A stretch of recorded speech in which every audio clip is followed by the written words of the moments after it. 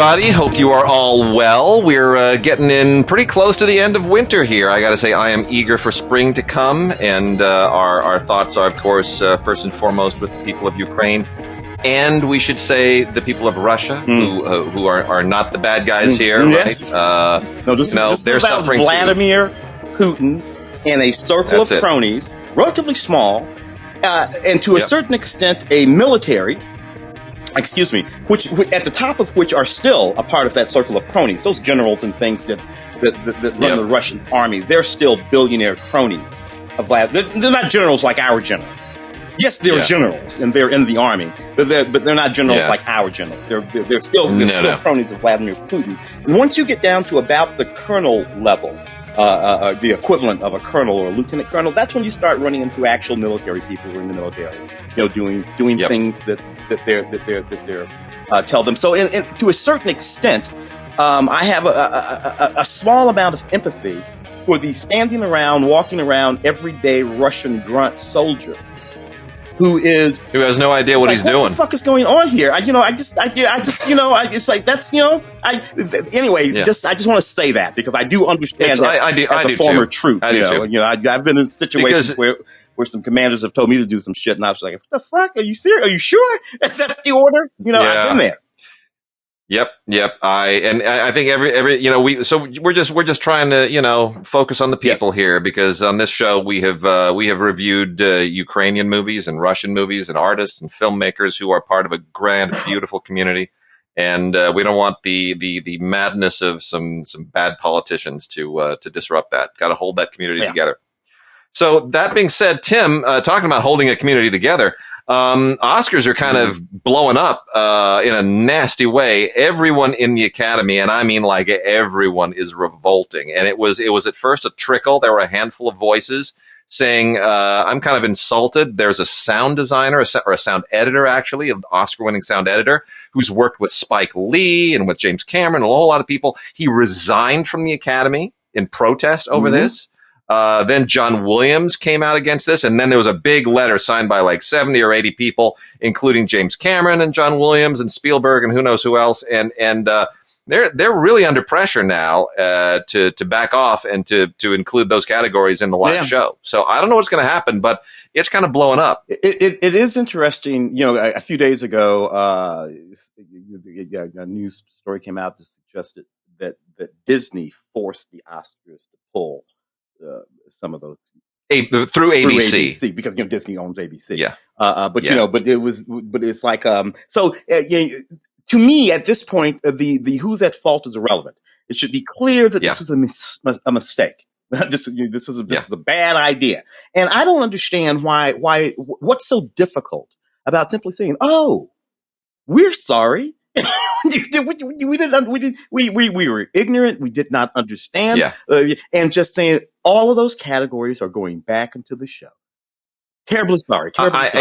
Apparently this is what happened. Apparently the ABC execs were going to play hardball and say, if you don't make these changes, we're going to exercise this nuclear clause and we're going to cancel the whole show.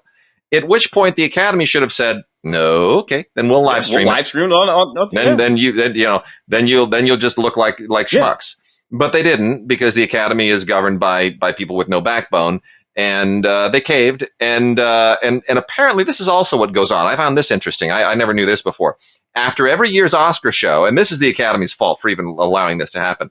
After every year's Oscar show, Academy administration sits down with the ABC execs, and the ABC execs show them their data, however it's gathered, that shows every minute on a graph of the show, like where the viewership drops and where it comes back up, and you're supposed to correlate that to see, when you're talking about the short categories, nobody's watching, so you need to bump those. And they point out this. I mean, first of all, if I'm the Academy and ABC calls up and says, yeah, we'd like to have our little sit down and talk about, I would cut them off and just say, I'm sorry. There's no sit down. We put on a show and we deliver it to you and you air it and you sell whatever advertising you can. And that's the arrangement. And otherwise just run along. Because the show is the show is the show. This isn't an episode of whatever the fuck. This is the Academy Awards, and they are the show. The one thing that a network can do that I think that they have the right to do is to be particular about length. We are selling you X number of hours, or you're buying X number of hours, whatever the thing of it is.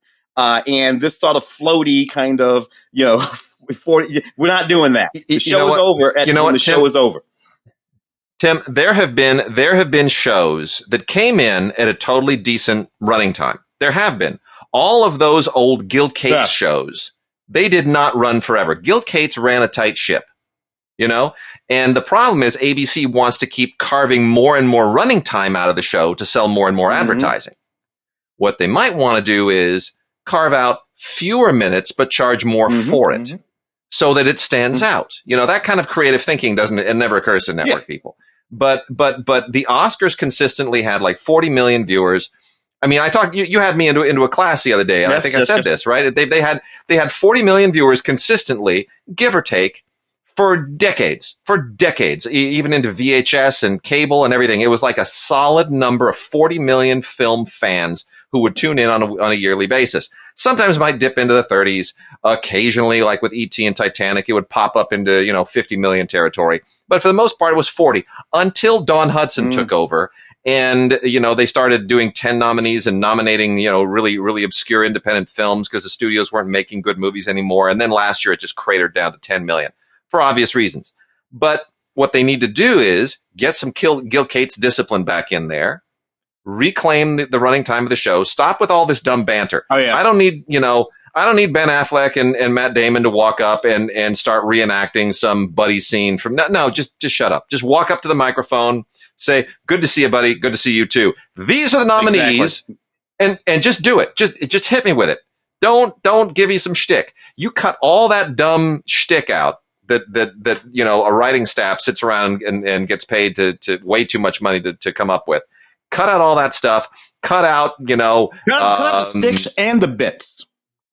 And all the bits. Like Ellen ordering the pizza for everybody or doing the giant selfie. Yeah. Who was it that got the pizza? Was that Jimmy Kimmel? I can't remember anymore. The thing with the butt, all of that. And look, back in the day, I enjoyed a good Billy Crystal opening number. Yeah. Because, he's Billy freaking Crystal. He can sing, he can dance. Yeah. It's the opening number. That didn't bug me. No. But after that, let's do the show. Let's just do the show. And part of the point of a host as well is to keep things moving along. Yes. Right. And that's why I think, multiple hosts this year, we'll see how that frames out. They've tried that in the past and it's been hit and miss, but that's why you typically want to have a comic. That's why Bob Hope did it. That's why Johnny Carson did it. I think Ellen did a good job. I even think the Letterman year was quite good. Chris Rock had some good shows because comics, the whole point of when you've done stand up is how to move the thing along. Yeah. You just know how to move the thing along. That's what you got to do in your comic. You got to keep the audience engaged. Yeah, you don't necessarily have to depend on all that writing. Frankly, do away with all of those writers. Bring in sharp, funny people. Mostly read the cue cards for related to what's happening in the show. And if you find the moment to get in there, like Johnny or like you said, Whoopi Johnny, let's get in there, tell a joke, and then we move on again. And that's why I say bring on Kevin Hart. Let Kevin Hart get that crack. He's, you brought James Gunn back to do Guardians of the Galaxy. You left him in jail for like 10 minutes. Bring Kevin Hart back. He's that whole thing is washed away. So let him give him his and what's funny is that we don't seem to have gotten yet that generally speaking, whatever it is that's got us all agitated at any given moment will not have us agitated in about, 8, 9, 10 months. It's just it's really true. You get that. I was mad about really something about a year ago. What was that? I was really mad. It's really true. What was it? I can't. Well, whatever. I didn't know. It's true. It's true. Dude, I have a friend from, when I was in junior high. And the joke with him was that he would always get mad at you. Like he had a grudge against everybody for 6 months at some point. At some point, there was like a 6-month period when he was not talking to you and he was giving you stink eye across the campus. And we all knew it. We're like, oh, now it's your turn. Give it 6 months. He'll be back. He'll be back on me. He'd really hold a grudge. And the only reason those grudges ever went away was because he just stone cold forgot about what he was mad about. And eventually he was like, why am I mad? I don't even remember what you did. I didn't actually do anything. So anyway, that's hysterical. What did you want to do? You wanted to talk about? Yeah, let's talk. So something very interesting happened with at Cinema Blend. We don't often talk about other outlets here, but Cinema Blend ran a review of Turning Red. Now, for those who don't know, Turning Red is the new Disney Pixar film, and it's the same filmmaker who made Bao, and she won an Oscar for Bao, the short Bao, and she has now made a feature that is also very rooted in her personal experience, and which, growing up Chinese in Canada with immigrant parents, it's very much, when she was 13-year-old girl, child of immigrants coming of age, and there's a fantasy element to it, that ancestrally their family, they are, defended by the giant red panda and all this kind of classic stuff, anyway. Really. It is, look, you got mom turning into a bear in Brave, which is very rooted in Scottish culture, and this is more contemporary, but it's a similar thing. You can find it in Native American culture. You can find it in Black. There's always some nutty story about people who turn into something. Turning into something. Yeah, totally. So in any case, Cinema Blend posted a review in which the Sean O'Connell, I think, was the who wrote it. Yeah, Sean O'Connell, who's like the editor-in-chief or whatever at Cinema Blend. And he basically just said, I don't know if this film is going to have really a broad-based appeal because it's about a 13-year-old girl who's Chinese in Canada, in Toronto, and it's all very culturally specific to age and place and culture and all this. And I couldn't really access it, and I'm not sure how many other audiences will as well. And suddenly, the Twitterverse is dogpiling the guy, calling him a racist and a misogynist. And how Twitter is. Twitter will just pop off at anybody. And he had to suddenly apologize, and they pulled the review. Now, as a film critic, my view is the whole point of a review is this is how I see it. You may agree or disagree, and you can attack me all you want, but I'm putting that out in the world, and that's my opinion. I did not read this one because it was pulled before I had a chance to read it. But I would like to have read it. I'd like to know what his point of view was so that I have the freedom to agree or disagree. Exactly. Right? Yeah, I mean, and I didn't see anything in what was quoted that I found to be terribly offensive. I get that some people would be hurt by that. I don't even get why anybody would be hurt by that. To be honest, sorry, keep going, but I actually don't see why. If I were Canadian of Chinese descent, young girl, why do I care what the middle age? I don't know. I have no idea if he's a middle aged white man. No, I hear you. Why do I care? But anyway, keep going.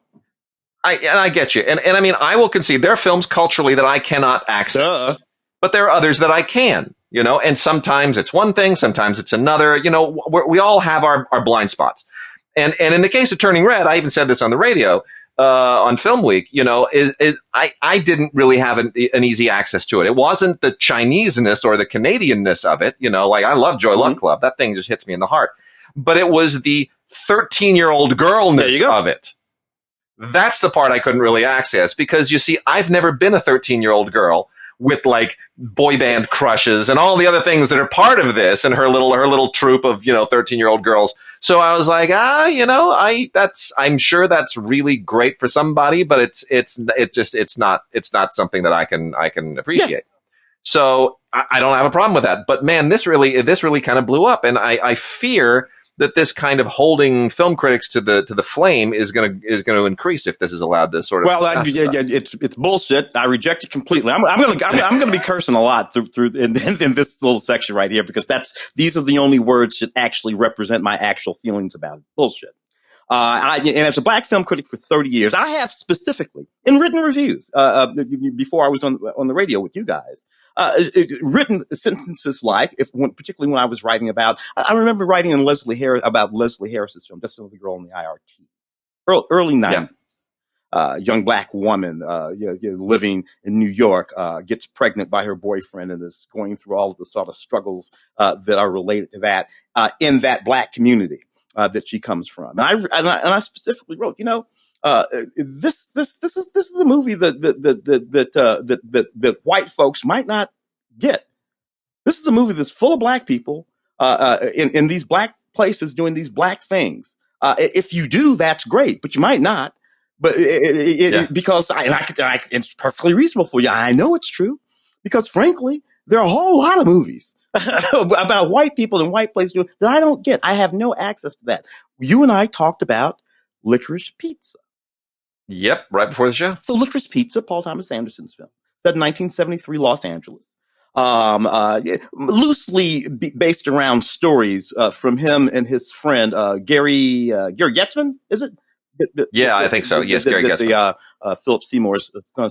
He runs Tom Hanks' production company. Yeah, it's an interesting guy. Had this interesting life. Was 15 years old or so in 1973. Meets this young woman, and they gather all these stories together, and they tell this story about this young white couple in 1973 Los Angeles doing all the stuff that they do. Right? Okay, I kind of like this movie. It's cute. It's funny. And it's in the San Fernando Valley, we should point out, which all of Paul Thomas Anderson's movies are very, very centric to the San Fernando Valley where he grew up. Like Boogie Nights. This movie could be concurrent. Exactly. Nights.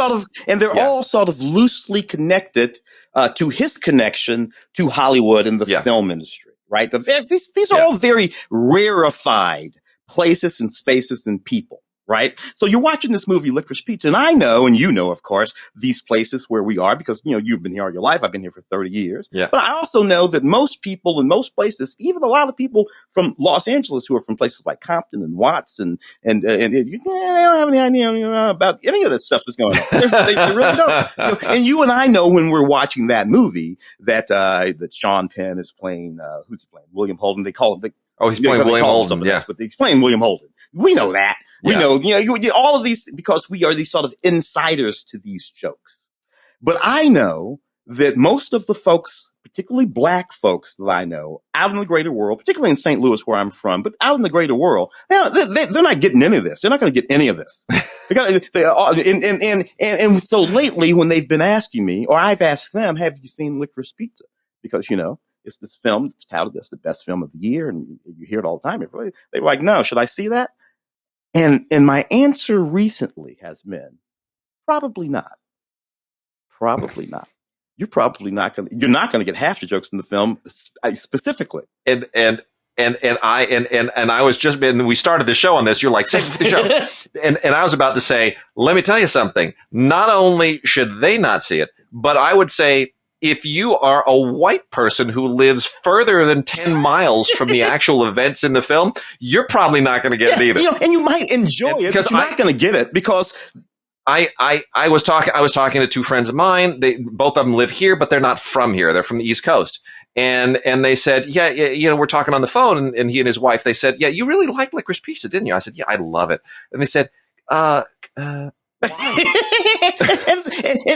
perfectly. First of all, the title of the film, Licorice Pizza. I grew up in St. Louis. Never heard of it. Did not know it was a record store. That title means nothing to me.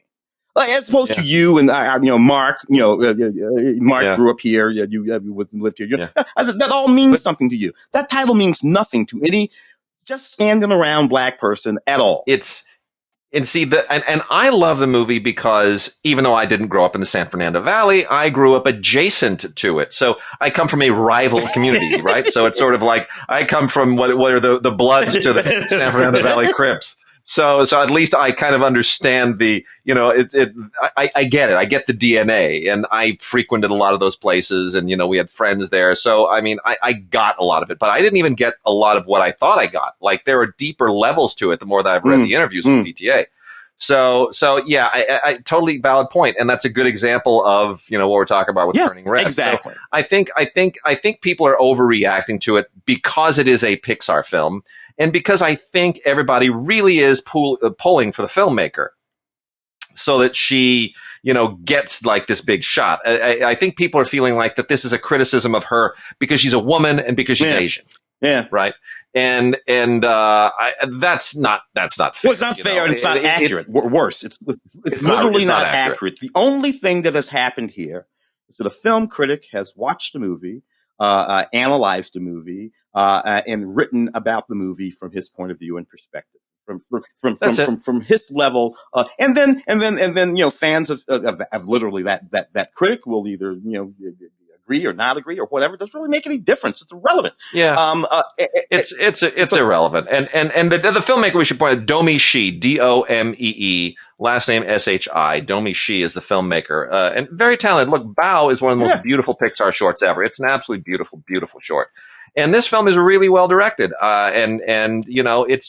It's very much rooted in her coming of age experience. And I think if this had been like Francois Truffaut making 400 Blows in black and white on a shoestring budget as an independent film, nobody would pay attention. But because it's a $150 million Pixar film meant for general consumption, I think everybody's a little bit touchier about it. And no, they shouldn't be. I just don't even know how you can get there from here, except that we seem to be in that place just in society.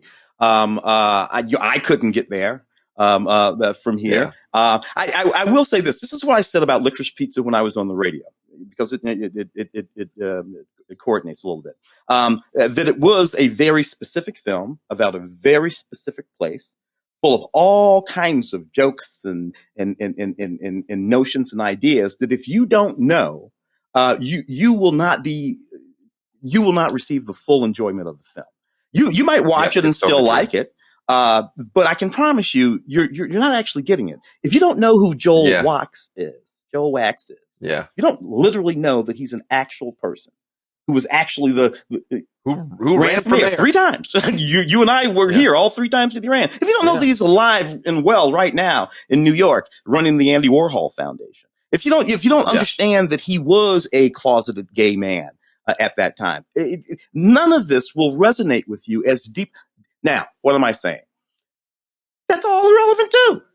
But PTA gets to make whatever film he wants to make about whatever the hell he wants to make it about. And the rest of us can watch it, get it, not get it, enjoy it, not enjoy it, access it, not access it. And then when you go out in the world, you say so, whether you're a film critic or not. It doesn't make any difference whether you're writing that. If he were just a person who went to see that movie and somebody on the street say, "Hey, you see that movie about the panda?" I did. I really couldn't access that movie. It was just so,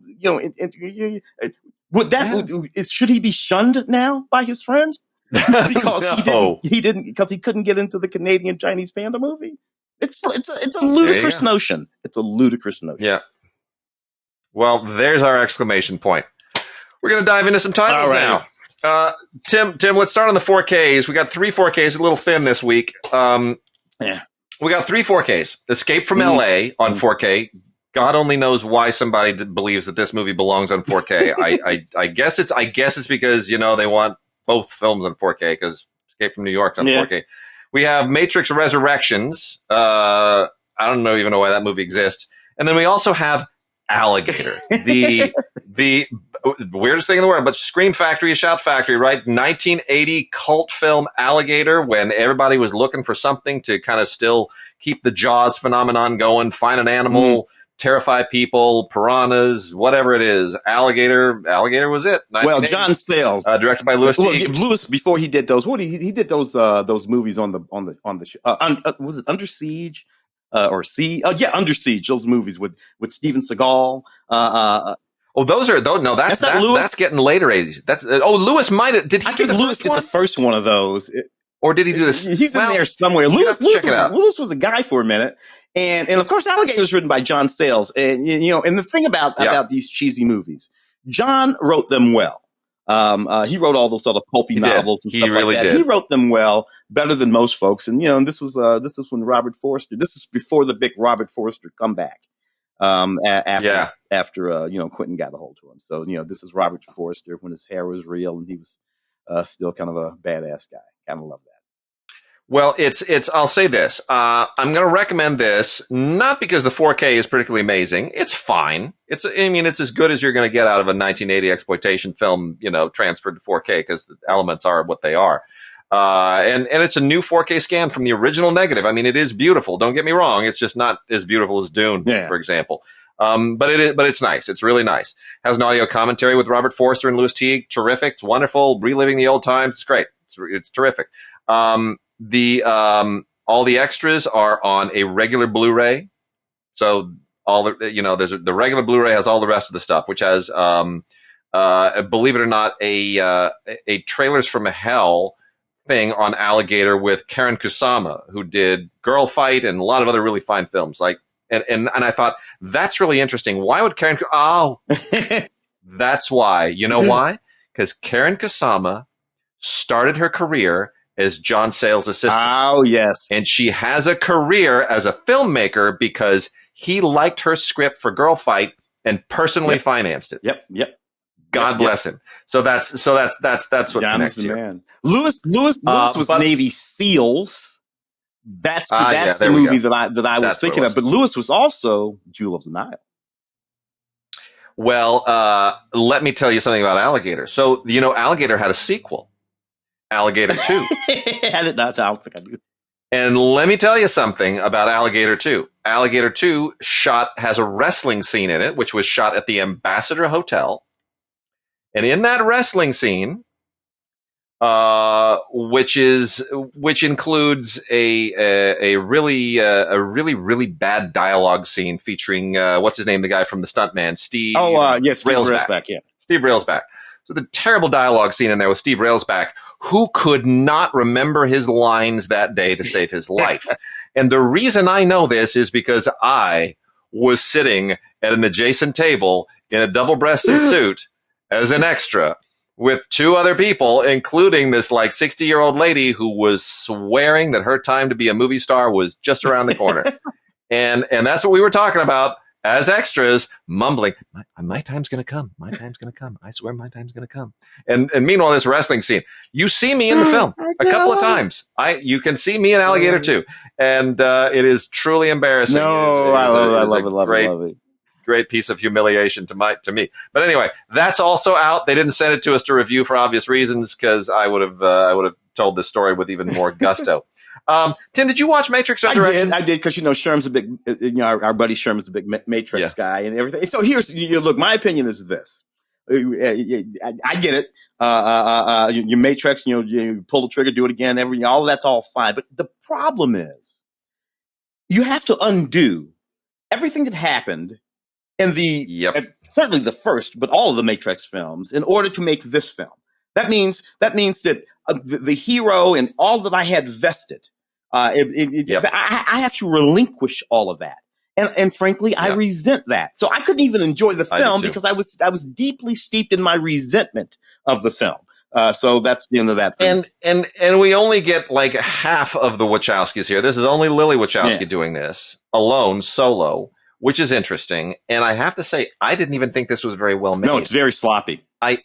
I thought it was sloppy. I thought, it's not like they, cut the budget or anything. I mean, it's loaded with production value. But I thought it was sloppy. I thought the shot selection was poor. I thought the editing was poor. I thought a lot of the acting was poor. I didn't think some of the scenes were constructed that well, just conceptually.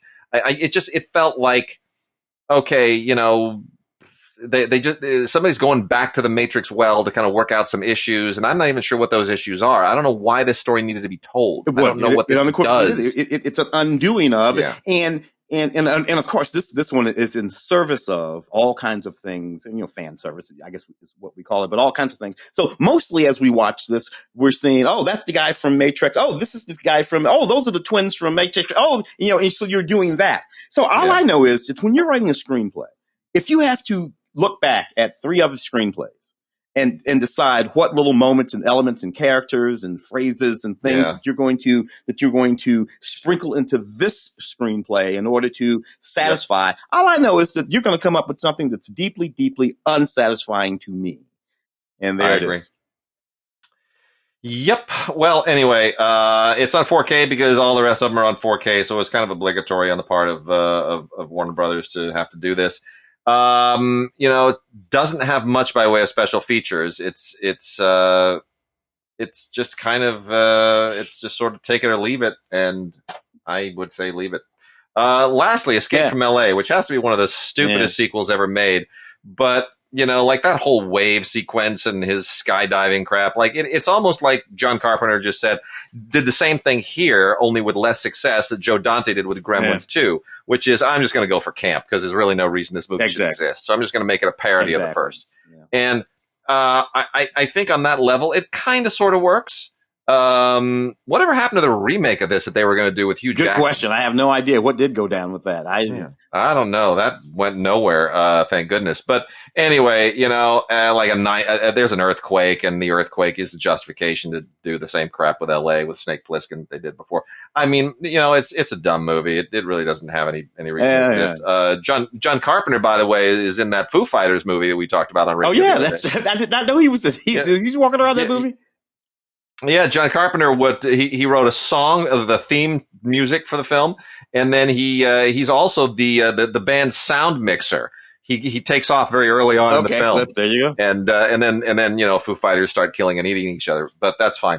Anyway, there's nothing really Escape from LA. There's nothing really on here either. It's just it's a fun little I don't know, cameo machine, I suppose. You got all these people Pam Grier pops up, Bruce Campbell pops up, Steve Buscemi pops up.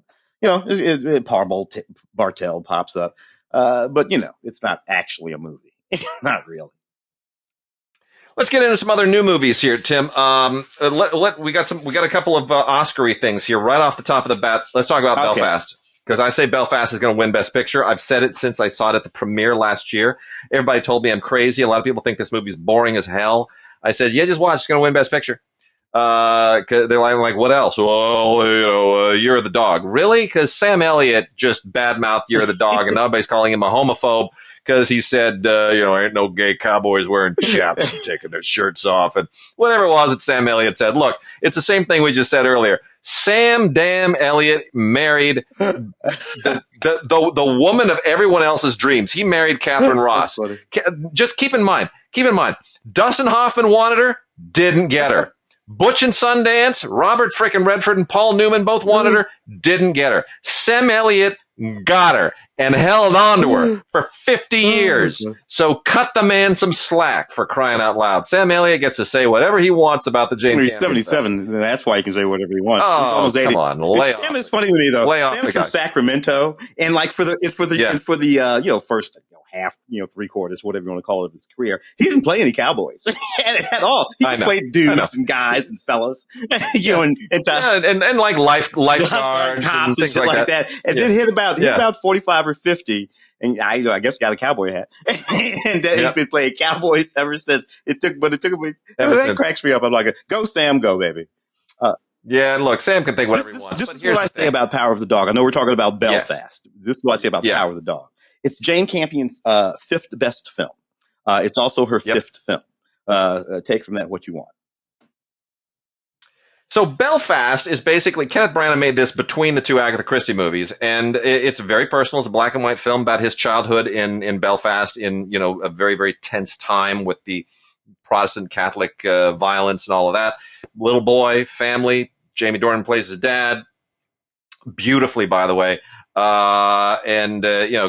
Karen Hines plays his grandfather, Judi Dench's grandmother, and then,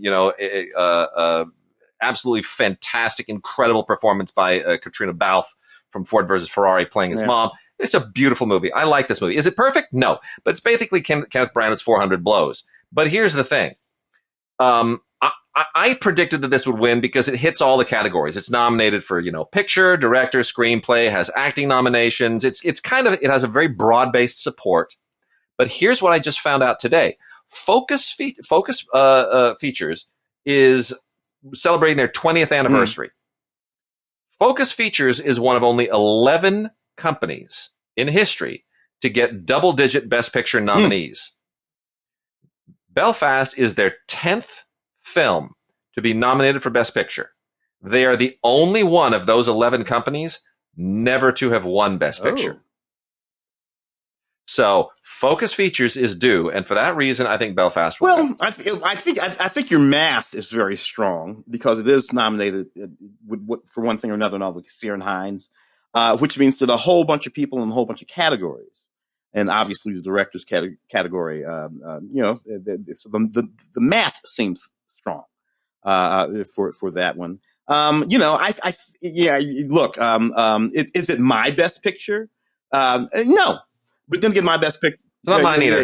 Not mine either. Look, my best picture of the year. If by best picture of the year we mean the film that I have already watched more than once this year, and already know that I will be watching from this year again and again and again, it's Summer of Soul, of the documentary. I've watched that 3 times already. Yeah. Which is going to win Doc, by the way. There's no. Yeah, Questlove's going to go win that hands down. That's not even a question.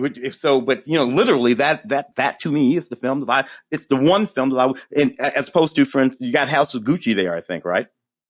Yeah, we're going to talk about that next. Because House of Gucci, right? Here's this film, and it's Ridley's second this year. There was also Last Duel. That was this year, right? Yep. Oh, and let me say before we let Belfast go really quickly, it's got an alternate ending on it that Kenneth Branagh talks about, which is interesting.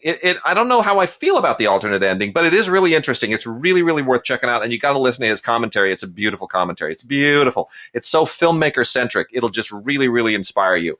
And then deleted scenes and a couple of featurettes. But Belfast on Blu-ray is absolutely wonderful, and it comes with Movies Anywhere, and I love that because there's a scene at the end of this movie that makes me cry, and it means that I can now have it on my phone, and if I want to watch Katrina Balfe do that thing that she does at the end of this movie that makes me cry, I can watch it anytime, anywhere, and I'm very happy about that. Now, let's talk about House of Gucci.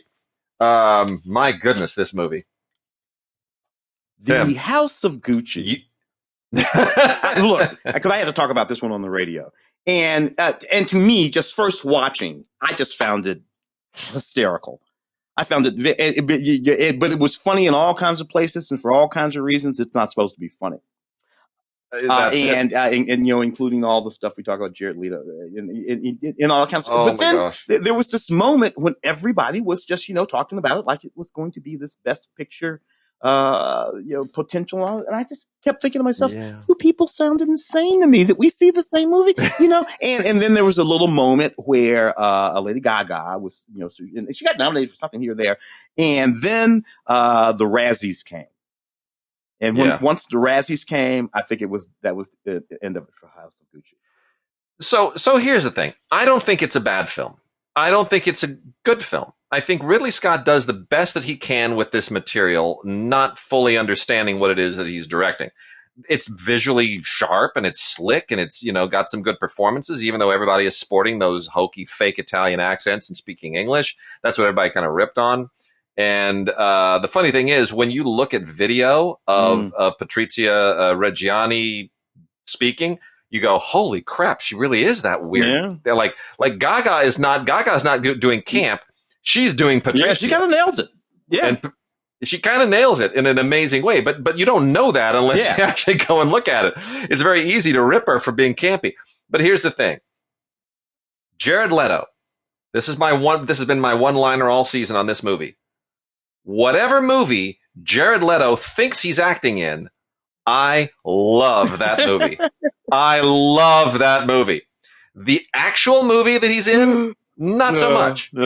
But whatever movie he's acting in, I want to watch that movie over and over. He has lines. Look, the accent that Jared Leto is doing, everyone else is doing like a really bad kind of phony Italian accent. Whatever Jared Leto is doing, there is no Italian who has ever lived who does that accent. I don't know where it comes from. Like when he says, "I am bursting with creativity." That's not an Italian accent. I don't know what it is. But I'm bursting with creativity. That's brilliant. Bursting? Come on. Give it up for Jared. That's amazing. I don't know, whatever. I just felt like it was more of a, And you know what's funny? Pacino, the one guy who probably has the right to do an Italian accent in this movie. Yeah. It's the one guy who's like, you know what? I'm not doing that. He's like, you guys go ahead and do whatever you're doing. I'm just going to go ahead and talk like Al Pacino because that's as Italian as you're going to get out of me. So, but it is interesting that there that movie was and how it just sort of all fell apart here during the award season. What they put on that thing anyway? Yeah, very little. Just some featurettes actually. I mean, there's nothing else of note. It comes with a code It's MGM, so you can put it on Vudu or whatever, but or Apple TV. But I don't know who's going to necessarily do that. Yeah, it's just featurettes, no commentary, nothing. Ridley clearly did not want to have this one be remembered. Very interesting. So let's also talk about coming to, as in numeral 2, America. Coming to America, Eddie Murphy revisiting the character that he made famous in the original Coming to America decades ago. That's two big back to back. I don't know that Eddie needed a comeback, but you know what I mean. Yeah, Dolomite and this back to back, two big hits. Two big hits, and I'm gonna come right out and say it. Both of those films directed by Craig Brewer, by the way. Very smart. He realized he's got something going with Craig. Craig knows him. He knows Craig. They're copacetic. So both of these directed by Craig Brewer. I'm gonna say it right up. I like this better than the original. Oh yeah. It's funny. It's funny as hell. There is a wonder. It's nostalgic. It's great. He's gone. And Eddie does two things here that I think are really super smart. Number one, he leans into the nostalgia. They're not sort of throwing the original film under the bus. There's a scene here where a whole bunch of performers show up. And I'm not going to tell you who they are, but if you are a child of the 80s, as we are, I just sat there and I was just enjoying the cameos. I'm like, this is fantastic. I could just do a whole movie of just these cameo performers showing up. And Eddie is dancing and he's loving it. It's just so much fun. Mm-hmm. And the other thing that's smart is he hires a whole bunch of his buddies for really, really great supporting parts because Eddie does not feel like he needs to prove anything anymore. He doesn't need to carry this movie. He can bring on a whole bunch of other people and let them carry the movie for him. He can, bring on Tracy Morgan, let Tracy Morgan have some fun. He really feels like I can spread the love a little bit. Leslie Jones gets some really, really great scenes. So that I thought was fun. Wesley Snipes is hysterical in this thing. So that I thought was really sharp. Was that Eddie was like, you know what? I've done this character. I've carried the movie before. I'm going to let everybody else have some fun with this for a change. Very, very gracious and generous. I think this is a really fun film. You know what I like most about this movie? Nobody from the first movie is dead. Because they're all in this movie. John Amos, they're all still alive, walking around, just being funny. John Amos, that's a really great point. Exactly the same. That's a little creepy. I'm like, what the hell, John Amos? He still looks like he could knock me out. That's for sure. He's got to be almost 90. And what I also love about this too is that even Louis Anderson shows up again. And I thought that was sharp because for those who don't know, the only reason Louis Anderson was in the first film was because Paramount said to Eddie, believe it or not, you gotta have at least one white person in this movie. like you wrote there are no white people in this movie. You gotta have one. And I don't know how Louis Anderson wound up representing all white people in this movie, but it's hilarious. So I think the fact that he came back in this is just of course, Louis is gone now. Louis, yes. Yes, he is, but not. But anyway, fantastic. Yep, absolutely fun. Not much by way of special features. There's commentary by Brewer and then a couple of featurettes, or one featurette and some trailers. But Coming to America is a lot of fun, and I didn't think I would actually appreciate it as a sequel, and I did because they played it totally right, played it totally straight. Do you have a Journal for Jordan over there? Yeah. Journal for Jordan, which is interesting because again, this was a film. Denzel Washington directing, maybe his third film, something like that. Maybe I think he did Antoine Fisher. I think he maybe did that football movie. Anyways, not many. And Fences. Antoine Fisher, Fences. I thought Fences was Wolf, who directed all those August Wilsons and Ma Rainey. No. Denzel directed. Denzel directed. Yeah, he doesn't direct all that often. He might have four or so. Not often. And this one here, which of course is an adaptation of a book and based on a true story. And Michael B. Jordan. It's really a lovely, lovely movie. Shantae Adams. About this young soldier who goes off to the war, but he leaves ultimately because he doesn't make it. A journal for Jordan. And it's a beautiful, beautiful movie. Didn't quite have the awards run that I thought it might, frankly, just based on the fact that Denzel directed it. But nevertheless, make no mistake, it's a lovely, lovely, heartfelt film. I kind of like it a lot. It is a very, very sweet film, and look, anything with Michael B. Jordan in it is going to fly. He's one of the best young actors we've got, and he's got a ton of range, and so yeah, I get behind it as well. Speaking of, let's do something here. Billy Crystal and Tiffany Haddish in Here Today. Yeah, I saw that. Directed by Billy Crystal. What'd you think? Well, look, I get that a lot of people didn't. It's about this. It's about Billy Crystal. He's this writer, and he meets this woman, Tiffany Haddish, through some sort of wacky thing where she ends up winning a lunch with him. One of those kind of things. And the show that he's a writer on is a Saturday Night Live-ish type show. And it's one of those things where he's like the oldest guy in the room. Like Saturday Night Live's been running, 40, 45 years, something like that? Oh, dude, since 50. Over 50. So it's one of those. And he's like the old guy, from 50 years ago who was young and funny back. But now he's might be about 50. Is it? I want to say 75. 75. So yeah, so it's almost 50. Almost 50. It's close. So like a Lauren Michael type guy. Only instead of being the boss of the show, he's this head writer guy who's been around for a while, and he's none of his bits are getting on air anymore, and it's just this whole thing that he's going through. And Tiffany wins this lunch with him. And she's just a gal who wins the lunch. And she didn't even win the lunch. Her boyfriend won the lunch, but she dumped him. And the only thing she had left was the lunch with Billy. And it's about this relationship that they established. And, a sort of poignant sort of thing starts to go on. Well, look, I got to tell you, I enjoyed all of this. It was insanely obvious, first frame to last. And it pokes at your heartstrings in all the way that a movie about this stuff will poke at your heartstrings. But you know what I liked? Tiffany and Billy were just fucking hysterical. It's like you can tell that every now and again they would just go off on one of those, Billy would do 3 minutes and then Tiffany would do 3 minutes and then Billy would for 3 minutes. And it's like we're at the Comedy Store. We're not even in a movie anymore.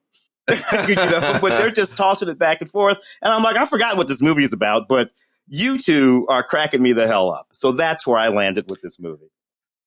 Well, it's not on Blu-ray. It is only on DVD, but it's a sweet film, and I think got a little bit unfairly pilloried. But only on DVD, not Blu-ray. Also, only on DVD and not on Blu-ray is "Sweet Thing" by Alexander Rockwell. Now, Alexander Rockwell, this is from Film Movement. Alexander Rockwell, probably less famous as a filmmaker, more famous for marrying Jennifer Beals at the time of Flashdance, but a solid independent filmmaker in his own right. And this was made last year. Didn't get enough traction, I don't think. It got a little bit. It was at Tribeca. It was at Berlin. But in Film Movement gave it a good shot, theatrically. But it should have gotten a little better exposure. I think people just didn't bite on it. It's a wonderful little coming of age film. Kind of sits nicely right between Licorice Pizza and Belfast. I think we're talking about all these kind of coming of age films. But I thought this is really nice. It's about these siblings in New Bedford, and kind of a wonderful little coming of age summer adventure. Maybe a little bit of Stand By Me in this as well. I thought it was really, really sweet, very insightful, very honest, and just beautifully made. I got no gripes about it. I think it's really tight too. It comes in a nice 90 minutes, really, really sharp. Great acting. Yeah, well, two of the leads in last name Rockwell, which is fine. But what I really loved in this, Karen Parsons, who we will know from The Fresh Prince of Bel-Air, played his sister way back in the day. She's in this one. She's wonderful. And of course, Will Patton is really, really good in this film too. Yeah. Oh, Will Patton can do no wrong for me. You know why Will Patton can do no wrong by me? Because Will Patton recited one of my all-time favorite lines in any movie ever. And you and I may be the only people who like that movie. You know what I'm talking about. It's Kevin Costner's. Yes. Will Patton, and I know that people hate that movie and they rip on it. And I don't care. Will Patton has this great line in there where he leads the kind of the Mad Maxy group of, he's the leader of the gang, the guys that are, have now become the mercenaries around this post-apocalyptic wasteland. And there's a line with Will Patton.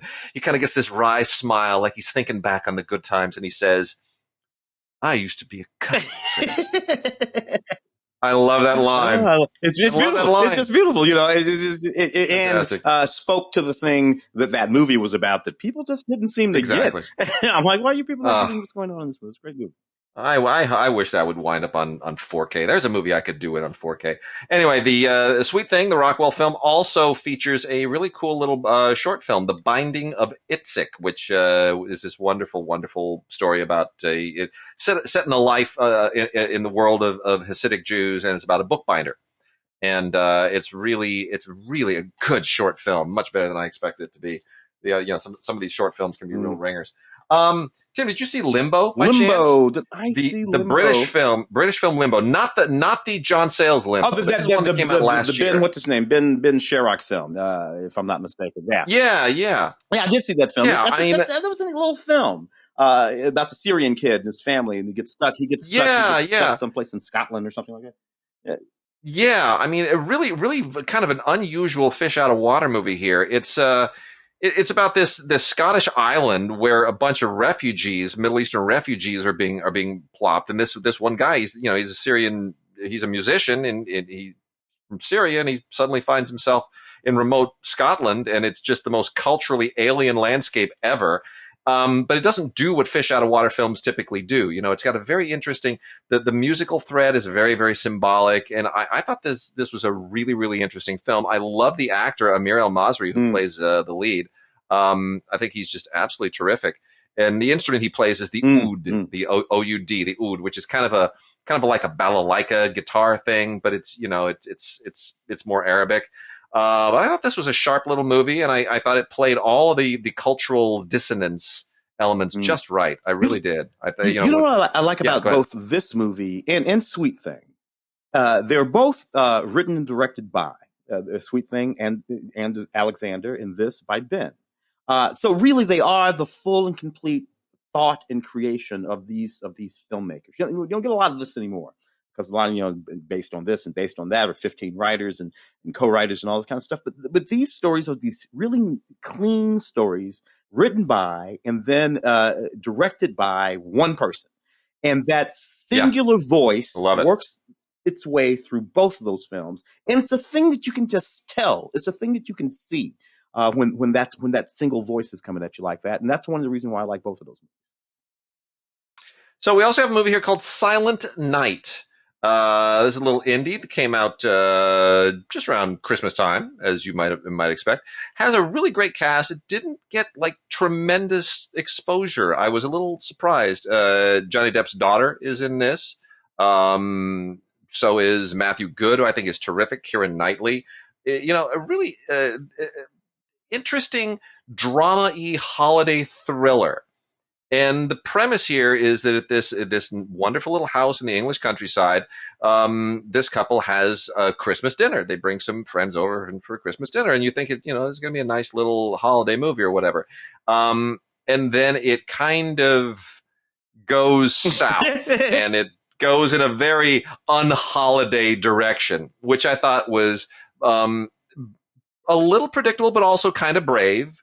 It's funny. It's kind of darkly comedic, and it's not cynical at the same time. So it kind of, takes one of those dark pokes at Christmas that you get from Christmas horror films and things like Bad Santa, but not so much that it loses the Christmas spirit completely. I thought it was really, really kind of sharp, and it doesn't really have anything by way of extras on it, alternate ending and deleted scenes, but I thought very nicely acted. I thought I like what Keira Knightley's doing at this stage in her career, and I love Matthew Good. I think he's terrific, and supporting cast. I like where it landed. And again, Camille Griffin, one director, one writer. She wrote it, she directed it, and you can see it all the way through. I'm really loving that. I agree, totally agree. Twist. Did you see this with Michael Caine and Lena Headey? I don't think I saw Twist. No. So another one, these are movies that just literally kind of came and went, and you'd think Michael Caine, Lena Headey. I mean, Michael Caine is still Michael Caine for crying out loud, and Lena Headey, has had his great career, and then Game of Thrones kind of blew her up all over again, and what's going on here? Why did this not get better attention? Basically, this is a present day reinterpretation of Oliver Twist, and it takes Oliver Twist, it turns into a present day crime thriller, which I think is really, really smart. Because it lends itself. If you think about, some of the best Dickens, like Oliver Twist, it's very easy to take all of those characters and all of those dynamics and drop that into the present day. it might even make more sense now than it did in Victorian England. So I think they did a really, really great job. Michael Caine can do absolutely no wrong. He's just, I mean, he basically plays Fagin here, and he is just so stinking good. I really thought this was great. Raph Law, who plays who plays Twist, the Oliver Twist character, is really, really good. And, Lena Headey plays this remarkable. I won't say anything else, but she's terrifying. She's really terrifying. As she used to be a romantic lead, and now she's really nailed it. She's great. So anyway, that's worth checking out. Let's look at some other new films here. I saw Silo.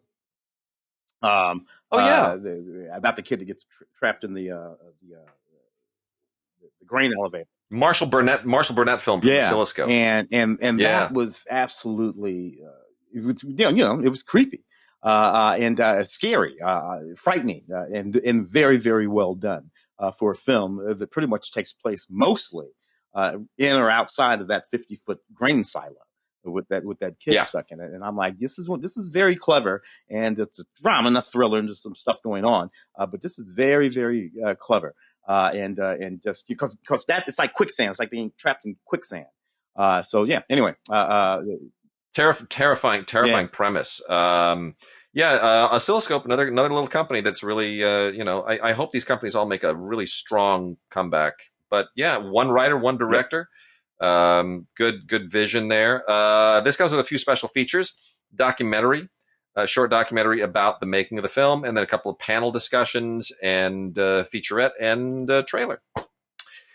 We've also got, let me get a couple here. Superhost. Oh yeah. I want to talk about Superhost, another Shudder original. We could have put this in with television, but Shudder's always we talk about a lot of Shudder stuff on Film Week, so sometimes I feel like, we might as well include it in the new films. We have to spend some time, maybe in an opening bit, just talking about the whole range of mid-tier distribution companies, production/distribution companies, and what they do and how they do what they do, and all of that stuff. Because there was a moment when all of those companies went away, as you talk about all the time. All those companies went away in the middle of the 2000s. A picture show and all these kind of companies just went away, and they all seem to have they didn't come back, but a replacement for them to have stepped into that space seems to be companies like these last two or three that we've talked about, that are just sort of in there. A lot of them are doing the little horror kind of stuff, but some of them are doing stuff like this. Superhost. Yeah, well, Superhost is it's actually really, really funny. From the director of Z and Stillborn, Brandon Christensen, writer director, all by himself again. True, but like that means anything to most people. Nothing. Z and Stillborn means nothing. But yeah, Brandon Christensen, writer director. So here's what this is about. This is really this is mostly taking a poke at like social media and social media narcissism and like YouTube, things like that. So you have this couple who are they're vloggers. And they have this channel that used to be really, really, really successful, but the subscribership to the channel has kind of, it's diminished over time, and they're trying to figure out how can we really, kick our likes and our user base back up again and our subscriber base. And so that's when they choose as their new host, their most recent trip. It's a travel thing, right? They do vacation homes, and it's like, so that's what it's all about. It's visiting vacation homes. So their latest vacation home host is this girl named Rebecca, which I think is really clever nod to the Hitchcock film, because she is nuts. She is out of her mind. And that's where everything goes completely wacko. I thought it was fun and campy and it's sort of off the edge in all of the right ways. It realizes this is completely unhinged. It has kind of a Scream quality to it. So if you like the Scream films, this feels like it's of the same general thing. And I love movies that have the guts to give us female psychos. They're like only 4 people in that whole freaking movie, if I'm not mistaken. It's great, right? Well, most of those Shudder films are like that. They're increasingly like that. It's an interesting thing, interesting field. Shudder's parameters, they seem to be, and I'd love to know specifically what they are, but when you watch most of those films, they do seem to be, can you pare it down to as few locations and as few people as possible? Can you give us a ton of scares in only a few places with minimal people? That's what seems to really I would not be surprised if that's not literally a part of their doctrine. We're only paying a writer-director, and they need to be the same guy. Yeah, exactly. We're only paying them once. Yeah. Fortress. No, not the old Christopher Lambert Fortress. No. This Fortress is with Bruce Willis and Jesse Metcalf. Yeah. This prison has no bars. I don't even know what that tagline means. This prison has no bars? Like, what does that even mean? I don't understand. Isn't that like, Escape from New York? That didn't have any bars either. What? I can tell you what, this movie looked like it was set in a high school basement.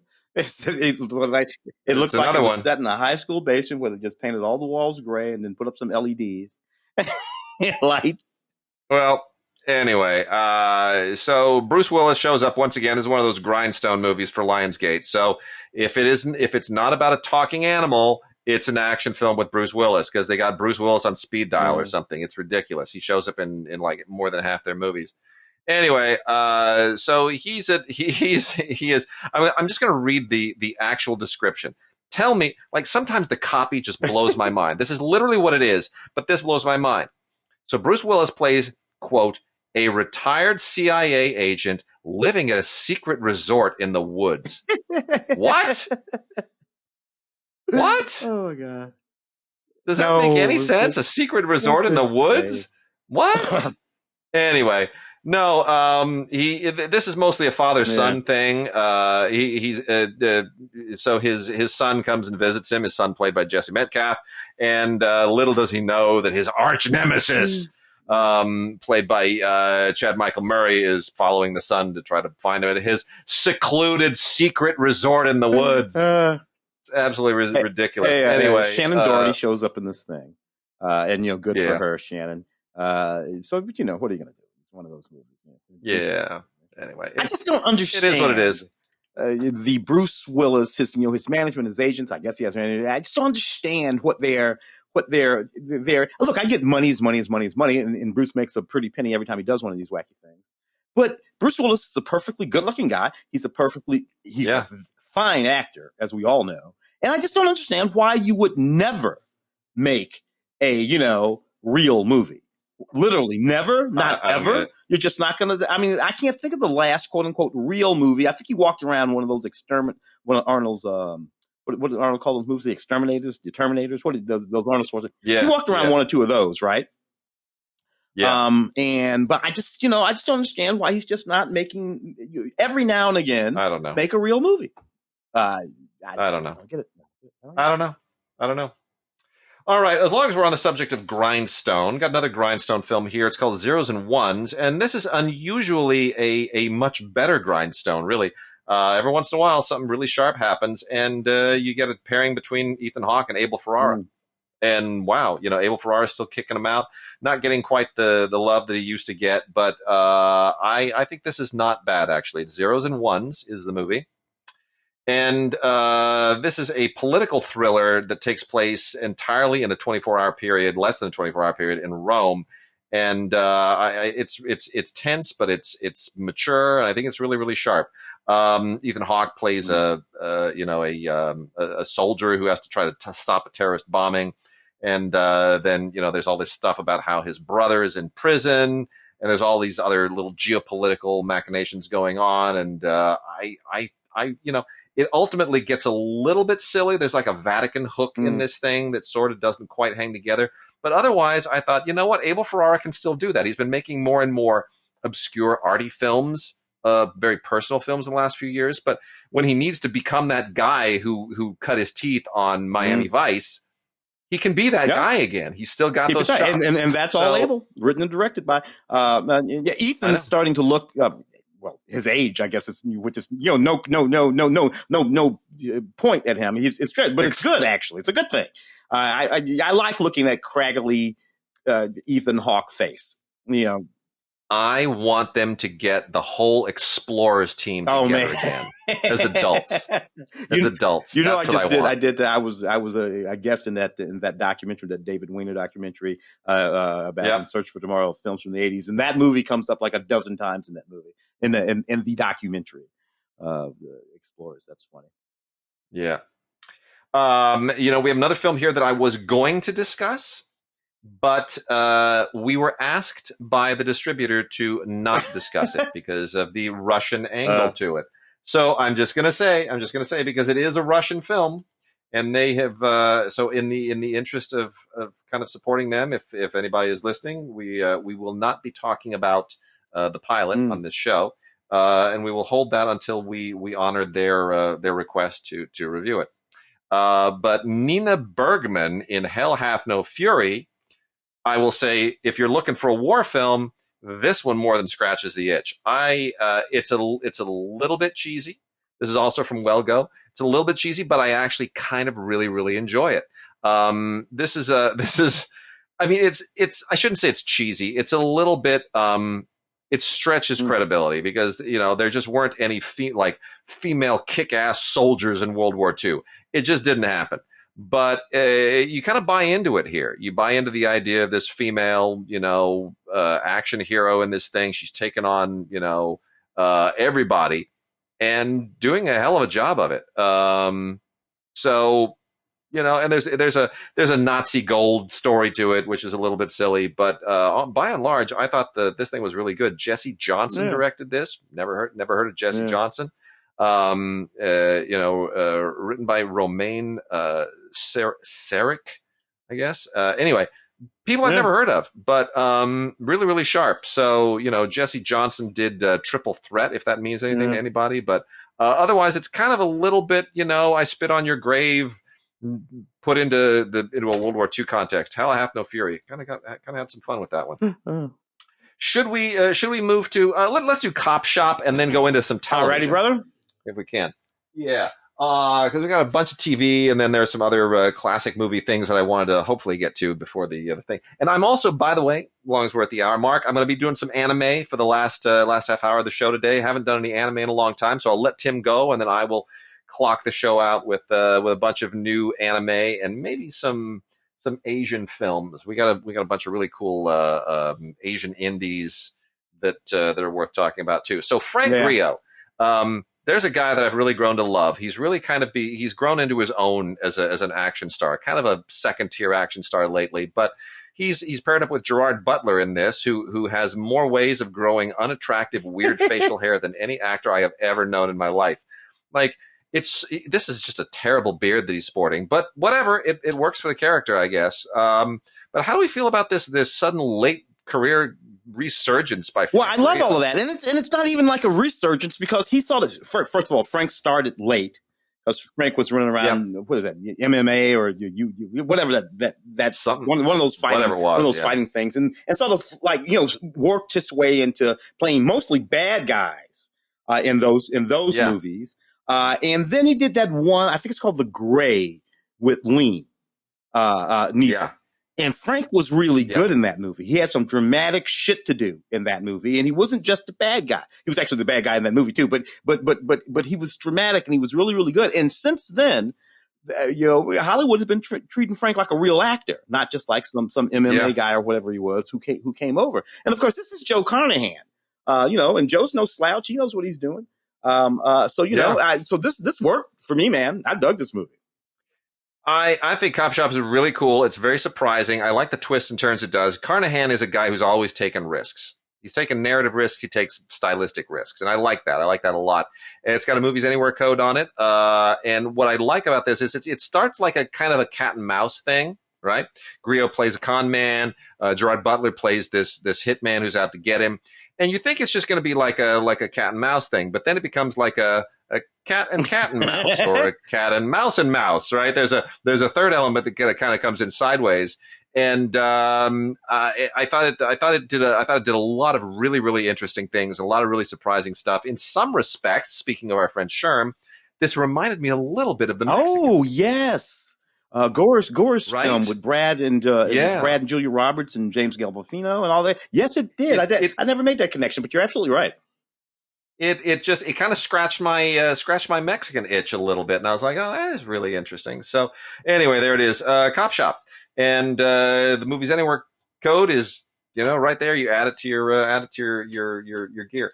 All right, let's move to some TV. You got that Batman the complete. I mean, given that Batman just happened, you got that complete series there. I gotta tell you, I'm terrible with respect to this whole Batman situation, because right this very second, as we sit here. My favorite Batman is Adam West and your 1960 that TV series. That's still my favorite Batman. And my second favorite Batman is still that Tim Burton movie. I get it. These are out of the canon of the revived Dark Knight Batman. Yes. Although I do want to point out that Michael Keaton, though he was funny, he didn't play Batman for camp. He didn't. Tim played it for camp, but Michael didn't. And I think Michael Keaton did two solid movies, but certainly that first one is my favorite Batman. Anyway, that's my Batman spill. Go. So I'm going to share something here real quickly. So when speaking of the Batman, as I'm sure I've mentioned on the thing, I've known Matt Reeves since high school, and I've got to find the text here, because when Matt, it's been years. No, it's been years since Matt signed on for Batman, right? And hold on. And one of the last texts that I sent him at that time, let me find out. Hold on, I've got to find it. I have got to find that text. Where is that darn text? Because let's see, we were just talking about Matt in my class in my class the other night too. Well, anyway, I can't find the text right now. I'd have to go back and really dig for it. I should have come up with it. But when he signed on for Batman, which was like 4 years ago, because I'd have to go back 4 years worth of in the text. When he signed up for it, I sent him a text, and I said, and all I put in the text was, "So help me, you better give Adam West a cameo." And I'm he never texted back, because why would he? Why would he? What are you going to say to that? That was a ridiculous idea, but I thought it was funny at the time. Anyway, I celebrating Matt just killing it on that incredible opening weekend, and it's going to go well over $1 billion. And for a 3 hour almost 3 hour movie, that's almost 3 hours, baby. Could not happen to a nicer guy. So that said, the Batman, the complete series, is animated, and they're releasing this obviously to capitalize on it. And it's this is one of the they do a lot of interesting things with the DC animated stuff. This one goes a little more aggressive than the traditional DC animated look. I don't particularly like Robin in it. They do like Robin's almost more like Eddie Munster in this thing. He's a little too young, and I don't know. He's a little too. The drawing here is all very angular, so I would have preferred it not to have a Robin. But whatever, there it is. You can't beggars can't be choosers. But comes up with a lot of the great villains, Mr. Freeze and the Riddler and Batgirl and Superman, and they all show up in this thing. And I don't know that it transcends any of the others, but it certainly it's got its own qualities. It has a featurette on it. And a few other little interesting featurette type tidbits. And that is Batman, the complete series. It's animated. It's on Blu-ray, and also comes with a digital code that you have to redeem pretty quickly. What is the? This must be the Jodie Whittaker series, Doctor Who Flux. Series 13. 13th series. I have not been able to keep up with. I've seen the first a couple of rounds of Jodie, but I'm not completely caught up with Jodie, including. I believe this is a 6-part standalone serial adventure with Jodie, And I think it's really, really quite good. I mean, I know a lot of people have been hit and miss with Jodie. I think there was a little bit of kind of slightly misogynistic at the beginning of it. Certainly, I've enjoyed them. If I've had any issues with the Jodie Whittaker Doctor Who's, it didn't have anything to do with her. It had to do with stories and character. Yeah. Well, see, this is what I was going to say. The thing that I like about Jodie is a very particular kind of actress. And what I like about the way that she plays Who is that she understands that there is a core to the character that is that person, that alien person who lives in all these bodies and regenerates, and that she understands that that's the core of the character. So she finds that, and she's able to maintain a certain continuity with all the previous male actors who have played Who, and you almost forget the gender flip. You really do. It didn't make it, and I can see her doing that. It's really this beautifully complicated thing that she's doing. It really is. It's very, very cool. I can see a little my guy Tom Baker. I can see a little bit of Pertwee. I can, I can see a little bit of Sylvester in there, and the way she's gathered that all in together. Because frankly, a lot of the other Doctor Who's they didn't bother to do that. They just built it from the ground up. Peter Capaldi, the Doctor Who before her, he just built that guy from the ground up. Fine, got no problem with that. True. But he really did build him from the ground up. In some of the other ones, but Jodie touches on all the little touchstones. And that's what's great, because there's a whole thing about Doctor Who's past here. And that's what I love, is that she's able to draw on all of that DNA and really, really kind of take these 6 parts and kind of build the character in ways that you don't often get to at other points in the series. So I think this is very, very cool. There is one thing, though, that is very chilling here. And that is, and obviously they could not necessarily have anticipated that, but the Crimean War, the old 19th century Crimean War, plays a part here. And, when that comes up, you can't help but just go, oh, son of a bitch, that poor area. It kind of, you get a little, your blood runs a little cold in that moment. But really the, finding out what the Flux is, it's really cool. Doctor Who Flux, the complete 13th series, is a great 6-part adventure, and, very, very, very strong. Excellent. Supergirl season 5. You got Supergirl season 5? Oh yeah. Sure do. The last one, it's all done. Yeah, which is fine. And frankly, Legends of Tomorrow and Flash could take a cue. The new Flash just cranked up yesterday, day before, whatever. I'll binge it at the end of the season. Yeah. That's what's to do. That's what's to do that. Yeah, I really need for them to just have their kids and close the loop. Yeah, close it. Yeah, just close it. We're done. This was great. We're done.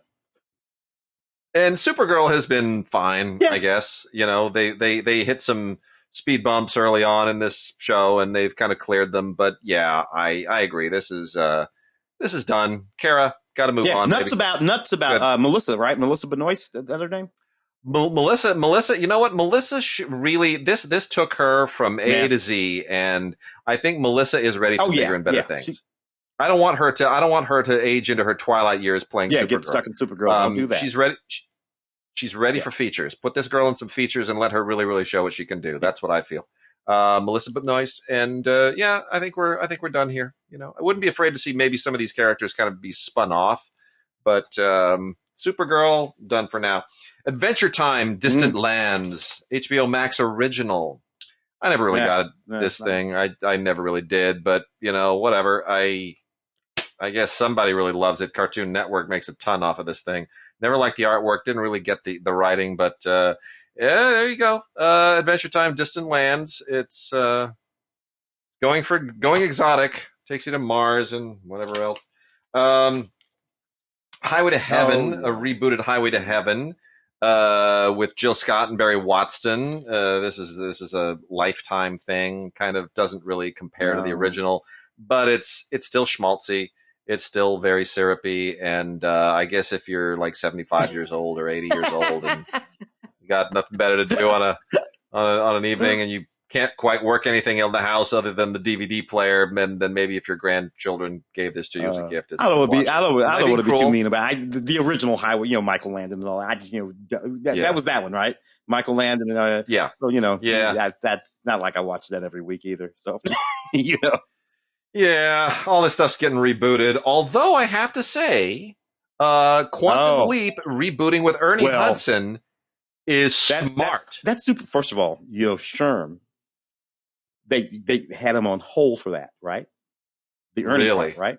Plainly, they were waiting to see whether or not Ernie was going to be available. It's interesting to me though because we did this amazing audition for that, and they brought him in, and then they had this meeting and all this kind of stuff. And the very first thing that Belisario's said is, "Man, you look young. I'm looking at your talking to Sherm. He's like, you're how old are you?" and that was our first, because I love Ernie, right? But Ernie Hudson Jr. Ernie has a son named Ernie Hudson Jr. Ernie Hudson Jr. is 60. Does that tell you how old Ernie is? No kidding. Wow. Ernie's solid as a rock and holding it together, but Ernie has a 60-year-old kid. So that's an interesting thing. Wow, my goodness. Hold on a second. That's crazy to me. It's ridiculous. And there has a lot of kids. Ernie Hudson Jr. used to run around. If you know Ernie Hudson Jr., you've interviewed him at junkets because he was in all those black movies in the 90s. Yeah, totally. Ernie Hudson Jr. I don't think he acts anymore. Oh my gosh. Ernie. Yeah, he's going to be 77. And I'm like, they wanted to go older. And they looked at Sherm's age and they were like, you don't look 77. Ernie Hudson don't look 77. No. But that's what happened there. Well, that's interesting. That is really interesting. Hey, look, Sherm's on Stranger Things. Yeah, starts in May. So I'm pumping that one. I cannot wait for that. Starts in May. Oh, we got to have him on the show. We'll do a whole big thing. It'll be fabulous. Yeah, we got to have him on the show. But I'll tell you something. Ernie Hudson. For those who don't know, the first time most people saw Ernie Hudson was as this skinny guy in the Human Tornado, the sequel to Dolomite. Rudy Ray Moore made a sequel to Dolomite with a lot more money and much funnier and better fight scenes called The Human Tornado, which is, it almost verges on Ben Hill funny, like with some of that fast, speeded up fight stuff. But anyway, there's a scene in there, still a ridiculous movie, but there's a scene where Ernie's his big scene is when his brother gets killed. And he cradles him and he's crying. And suddenly you're like, oh, okay, wait a minute. There's like a real actor in this movie. Like, Ernie goes deep. He just says, I don't care how silly this movie is. I'm headed for bigger and better things. And he goes deep and he shows those chops. And sure enough, man, he stands out in that movie. He stands out. It's a beautiful scene. The Penitentiary, a film or two. Yeah. He's in Space Hunter. That sort of knockoff of... First film that I ever worked on when I became an usher at the... It was Space Hunter. Space Hunter, Adventures in the Forbidden Zone in 3D. Which, of course, the producer of Space Hunter, Ivan Reitman. Ernie. Yep. The fourth Ghostbusters. So, in Ivan, that's who we lost. Yeah. Ivan. I don't think we talked about losing Ivan. Maybe we talked last week. We did. We did because we talked about his kids movie, the Ghostbusters movie. Yeah. So, and then Stars, the Lionsgate production for Stars of American Gods, that is now out. And it's DVD only, not Blu-ray. Includes interviews and audio commentaries and a whole lot of stuff on here. I didn't really quite get this whole war between the gods, the old gods and the new gods, and this kind of mythology brought into the present day thing. I don't know. It never really quite worked for me. And I remember when they announced it, I thought that's a really peculiar. It's a great cast. But it's a very, very peculiar concept. I'm not sure that people are really going to latch onto it, and I don't think people really quite did. But nonetheless, I think it wound up being better than it has. That's Neil Gaiman, right? And, the graphic novel. That was the whole Neil Gaiman thing. Yeah. Yep. And then let's close out TV here for a second before we kind of wind up on a couple other things. Yellowstone season 4.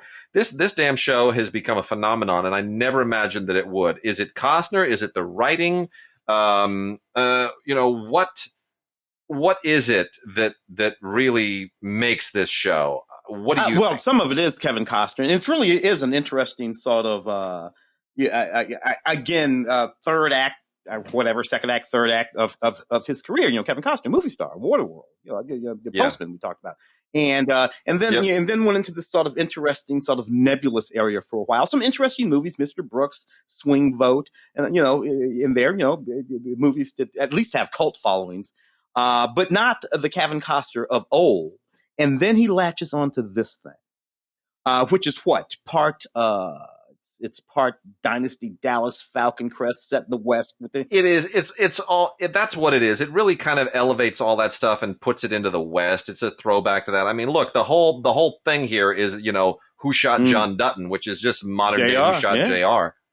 I mean, it's just it's just going back to that well. What's interesting here is that they have some flashbacks here that kind of set up the 1883 prequel with Tim McGraw and Faith Hill, which I have not yet watched, but which I have heard is amazing. We're the same there. Haven't watched it yet either. Yeah, which I heard is amazing. So I'm very curious, and I've asked people. I'm like, I've watched Yellowstone intermittently. Do I really have to? I mean, is there anything? And they're like, no, it's totally standalone. Good. It's completely standalone. 1883 is its own thing. They kind of seed it here in season 4 of Yellowstone, which has gobs of extra content. I mean, featurettes galore. You learn everything there needs to know about how they made this crazy series. Taylor Sheridan, I mean, this is why he's getting paid outrageous amounts of money, because he just keeps striking gold. It's interesting though, because, back in the day, a guy has a sort of opening moment like Taylor Sheridan in films, and, generally speaking, what they would do is keep making big ass movies. Hell, High Water, and he made Wind River in that, but Taylor got himself straight to TV just as quick as he possibly could, with a good idea and a good concept and a good series, bringing in, and frankly, that's where he's been. It's the whole business has changed. Used to be do TV so you can make movies. Now it's make a movie so you can get a TV series. And man, do you make money in TV so much now? Money. It's all flipped just within our lifetime in the business. All right, so I'm going to kick through just some classic titles here before we wrap out, and then I'll dive into some anime. So Paramount has released a whole ton of stuff lately, classics galore.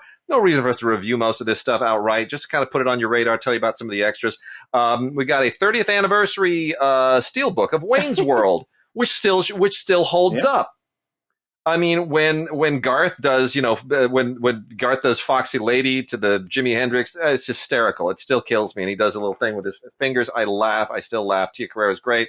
Christopher Walken's great. It's fantastic. Rob Lowe looks young, still looks young. Kills me how that guy just doesn't age. Penelope Spheris, knocked out of the park. Really a lot of fun. It's a steelbook. If you have anything previous to this, there's not really enough here. It's the same commentary with Penelope Spheris, but if you don't have it, you want to pick up that steelbook. Blu-ray of Beavis and Butthead Do America absolutely just wipes me out. This is the 25th anniversary of it. It's not a steelbook, but it is on Blu-ray. Great Mike Judge and Yvette Kaplan commentary. Just totally classic. Few other things, MTV stuff on this. It is just, this movie is so stinking funny. I can't believe they didn't do another one. It has that great psychedelic animated sequence in there that Rob Zombie did, which I still think is really, really kind of crazy. Paramount also is giving us brand new Blu-ray versions of Reds and Heaven Can Wait, Warren Beatty's two classics from the 70s and early 80s. Both of them are great. With the Rams now winning the Super Bowl, Heaven Can Wait has a whole new cachet, yes, right? Doesn't it? It's a whole new thing. Yeah, Rams are hot again. Charles Grodin is terrific in this as well. Man, I mean, really, really. Yeah, right. I mean, it was co-written with Elaine May, who recently won LAFCA's Career Achievement Award, I think last year or year before. And, Buck Henry, who just left us, was co-director of this thing with Warren Beatty. I mean, Heaven Can Wait is a classic film. And between these two films, Warren Beatty's still the only guy who has been nominated in 4 categories for 2 consecutive films. I did not know that. Producer, director, writer, actor. That is fantastic. I did not know that. He got 4 nominations twice in a row. Kind of nailed it. Reds is the 40th anniversary edition. Probably not a movie that you want to be watching right now, given the whole Russian thing. you might want to let the air leave the room a little bit, but Reds is still an unbelievable movie. It won in Best Director in 1981, and Chariots of Fire went on to win Best Picture. There was a split that year, but what a tremendous movie. Forget about the politics of it. Unbelievable supporting cast: Gene Hackman and Jack Nicholson, and Diane Keaton. It's a tremendous beautifully movie. Shot, beautifully shot too. All of those interviews, all those interview sequences. Vittorio, see, that's what made this cool. Vittorio Storaro shot the hell out of this movie and won an Oscar for it. But yeah, the fact it's the first and really the only movie that ever successfully did that, where it took real interviews and wove them in with a narrative, a dramatic narrative. They would later do that on China Beach in a few episodes, including the finale of China Beach. But other movies have never done that successfully. They tried to kind of do it in the Being the Ricardos, but those are all fake interviews. Exactly. Yes, not the actual. Right. And then we got a bunch of Paramount titles from the Paramount Presents line, which are worth mentioning. Volume 25 is Rudolph Valentino and the Sheik, made in 1921. Valentino's house doesn't exist anymore. They put a freeway over it, but one of the great, beautiful faces of all time in the movie is one of the all-time great Silence. I'm glad that Warner Brothers, that Paramount is paying tribute to their Silence and really putting some love there. Volume 27 is Vanilla Sky, the American remake with Tom Cruise. I prefer the Spanish original, but this is fine if you kind of feel the need to watch Cameron Crowe make a fool of himself a little bit. Mommie Dearest is Volume 17. Total camp classic. Faye Dunaway, of course, doing her level best to make Joan Crawford look like a complete psychotic lunatic, based on Crawford's daughter's book. I'll let people make a decision as to whether or not they want to solicit that.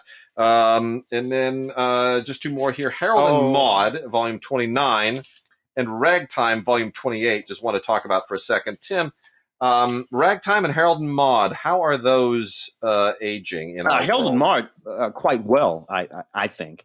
It's funny because I am in fact teaching that class over there, and one of the directors that I sort of mentioned off the top of my whatever I was talking about was Hal Ashby, and every one of those 21, 22, 20 whatever year old students knew who Hal Ashby was. That is a great sign. Really is. That is a great sign, because I'm usually really worried that you drop these names, I've done that in Ray's class on occasion, where I'll be like, anybody here, fans of Zhang Yimou? And they just look at me like dead eyes. Yeah. I'm like, okay, if this was like 1990, fine, fair enough. But come on, it's one of the, stop it. That's really good. That I'm glad. That means Hal Ashby resonates. And they certainly know Harold and Maude and being there and all that kind of stuff. But yeah, so Harold and Maude, I think, doing quite well. Ragtime, what do you think? Yeah. Another movie from 1981, same year as Reds. I think if it weren't for Reds and Chariots of Fire, this would have done much better. It went on to be obviously a legendary Broadway musical and an incredible musical, but it's still a fascinating story. It's a really, really great story. And, it's adapted from a legendary book as well, by E.L. Doctorow. And, Milos Forman, I think, does an amazing job of taking this vast tapestry, this huge, sprawling 19th century kind of America coming of age, industrial revolution tapestry, and really doing something with it. I think there are some amazing performances in here. So I think it's a better film than anyone gave it credit for. Randy Newman, great score. Yeah. Well, this film gave us Howard Rollins. Debbie Allen's in that movie.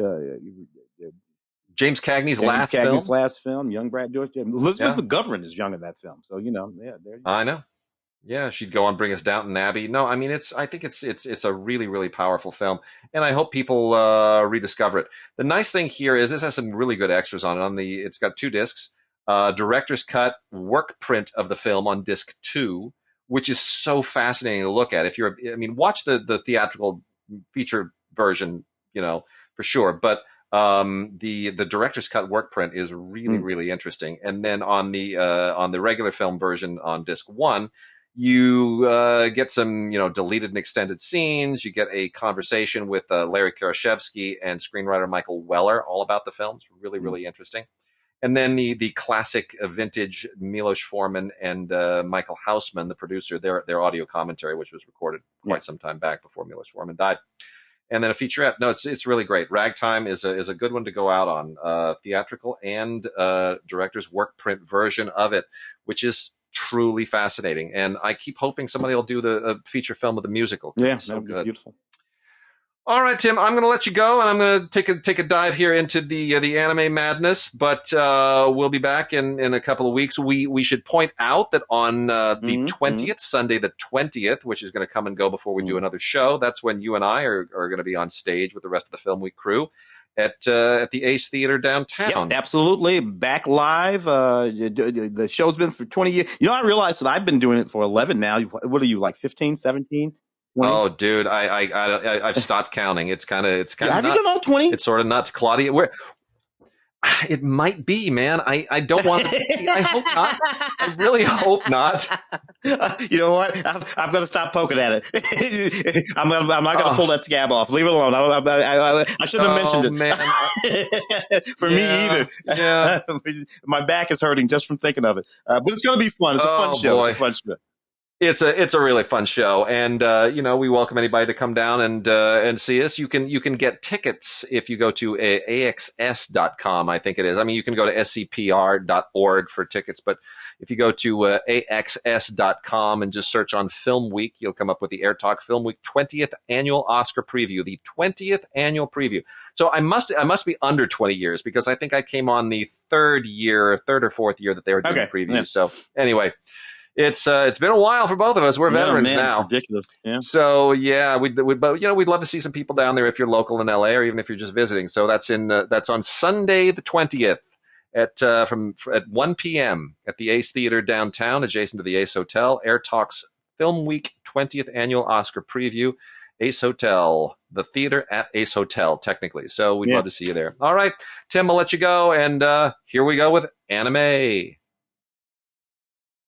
All right, and welcome to our anime portion of this show. We haven't talked about anime in quite some time.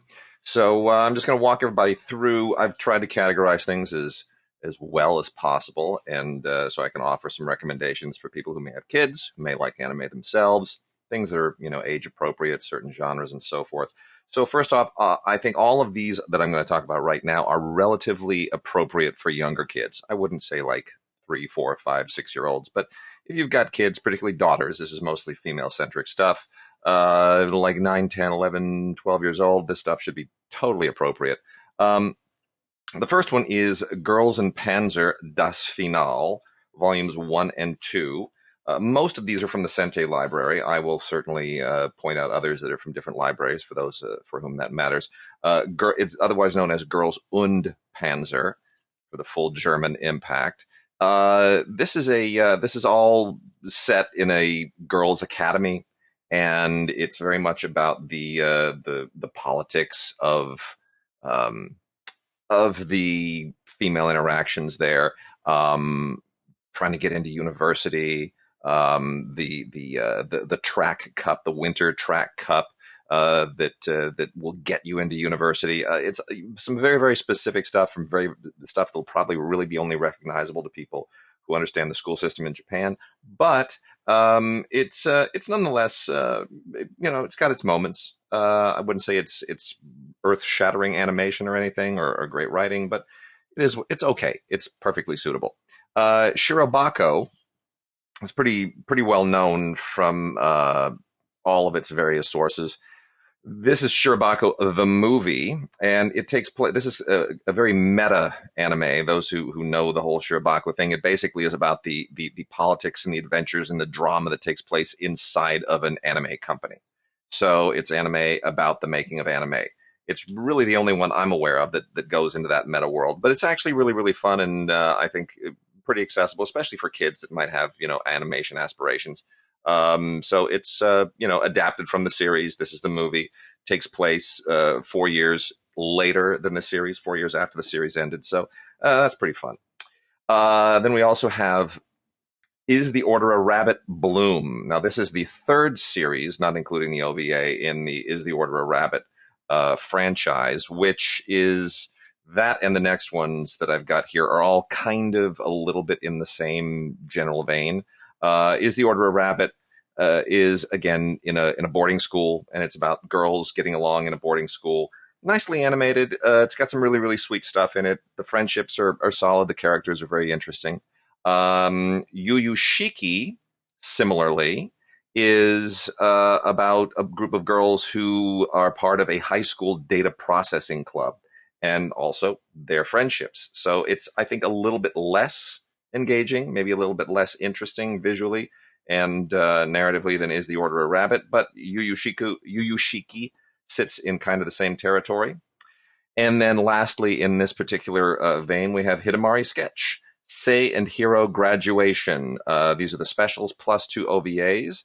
This is continuing the original series that centers around female art students and their friends and their neighbors and everything that is part of their world. I'd kind of put this a little bit between the two others. It's kind of the same thing. It's, I think, not as good as Is the Order a Rabbit.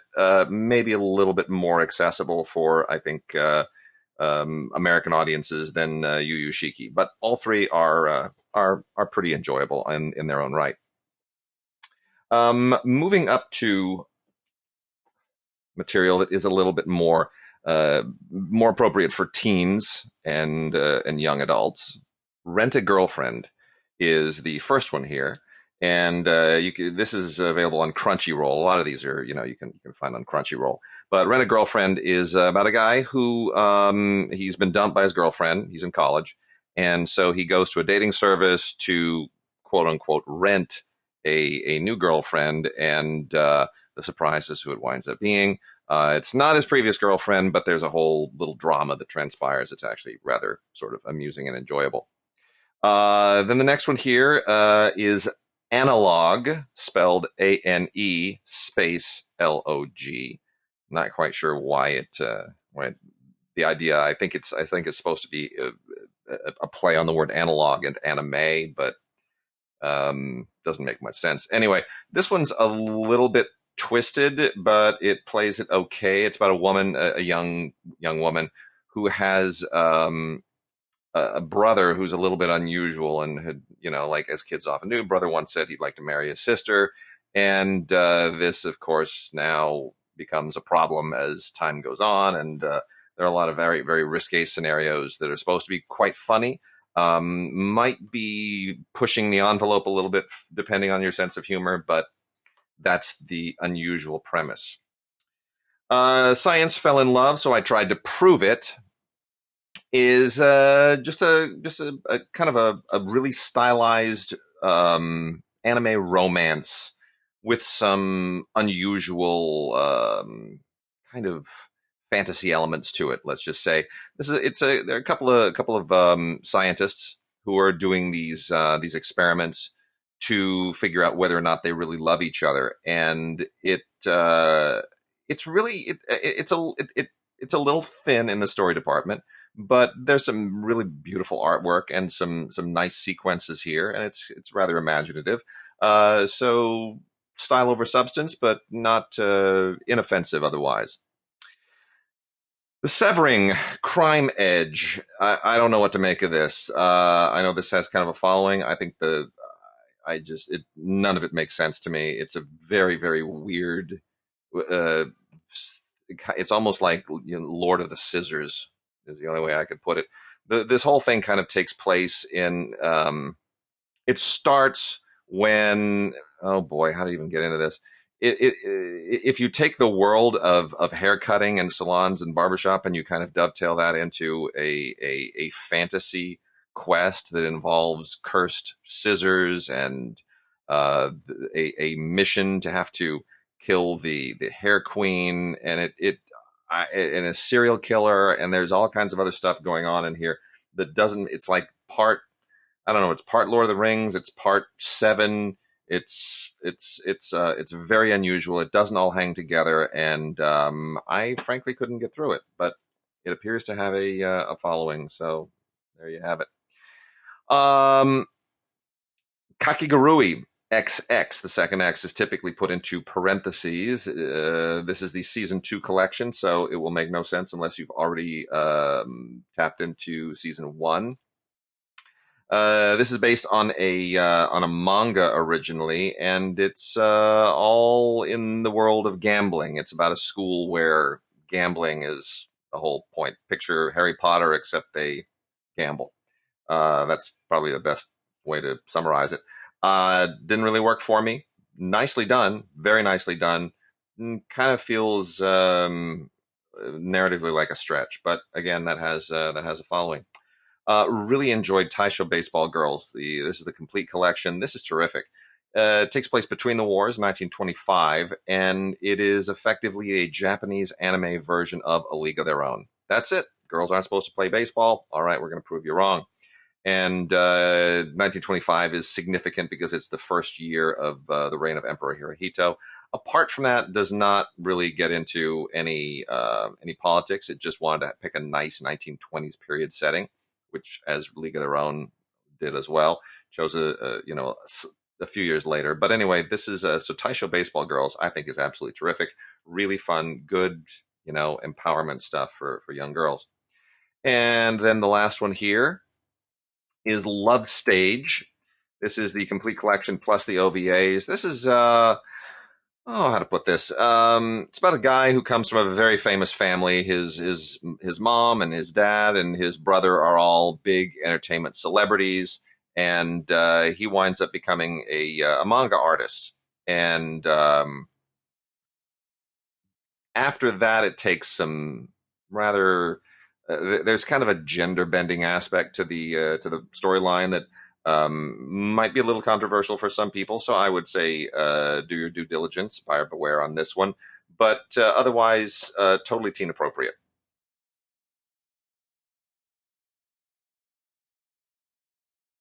Moving on, we're now getting into stuff that skews a little bit more grown up for reasons of sex, violence, whatever else it might be. Alice in Borderland. Interesting title. This is actually pretty cool. This kind of hits on all cylinders. Very accessible. This is basically an anime version of the Hunger Games with a touch of the Running Man and some other of those run for your life kinds of scenarios. But for the most part, it really feels like Hunger Games. It's just a group of people in a post-apocalyptic environment, and they have to play these very, very deadly games in order to somehow reach to escape from this scenario. So it's pretty cool. Really, really well done. Mushibugyo is maybe this is the first anime title I've ever seen that sounds like a Japanese word, but it really pretty much describes exactly what the show is. This is like Starship Troopers in medieval Japan. Pretty much. Mushibugyo, they're mushing bugs is the idea. You've got a period of feudal Japan where these giant bugs known as mushi have now been attacking people, and there is now this war ongoing, and a particular group of heroes and heroines who fight the bugs, much as they did in Starship Troopers. Again, Starship Troopers set in feudal Japan. Pretty interesting, really, really good animation. I mean, really, really clever artwork, some really wonderful sequencing. The storyline, it is what it is. It's, samurais and bugs. Gintama, the very final. So this is the third and final installation or installment of the story that was based on the famous manga. There's no way I could possibly even get into the mythology of this. It is a particular group of heroes in a near apocalyptic situation fighting off a threat to Earth and civilization completely. It's fantasy. It's a little science fiction. It's all of that. This is from Shout Factory, actually, from Shout Studios. And they pick their anime releases very carefully. And this one is really, I mean, as long as you are sort of adapted to the whole Gintama mythology, it'll really, really work. It's beautifully, beautifully done. If you're not, it'll be confusing as hell. El Hazard, we have two here. This is from the Nozomi library, And you can go to Nozomi, NOZOMIENT.com to get more information on this. The Nozomi Library, El Hazard, the alternate, the Magnificent World, and the Alternative World. Again, kind of a mystical world thing. The idea here is that you have these three high school students, and their history teacher, who are, through circumstances I'm not going to explain, they wind up in this mystical other world known as El Hazard. And once again, you've got bugs. There's like this tribe of bugs that they have to fight once they're there. It comes and goes. There are a number of different installments to this series. There's Magnificent World, The Wanderers, a second installment of Magnificent World, The Alternative World.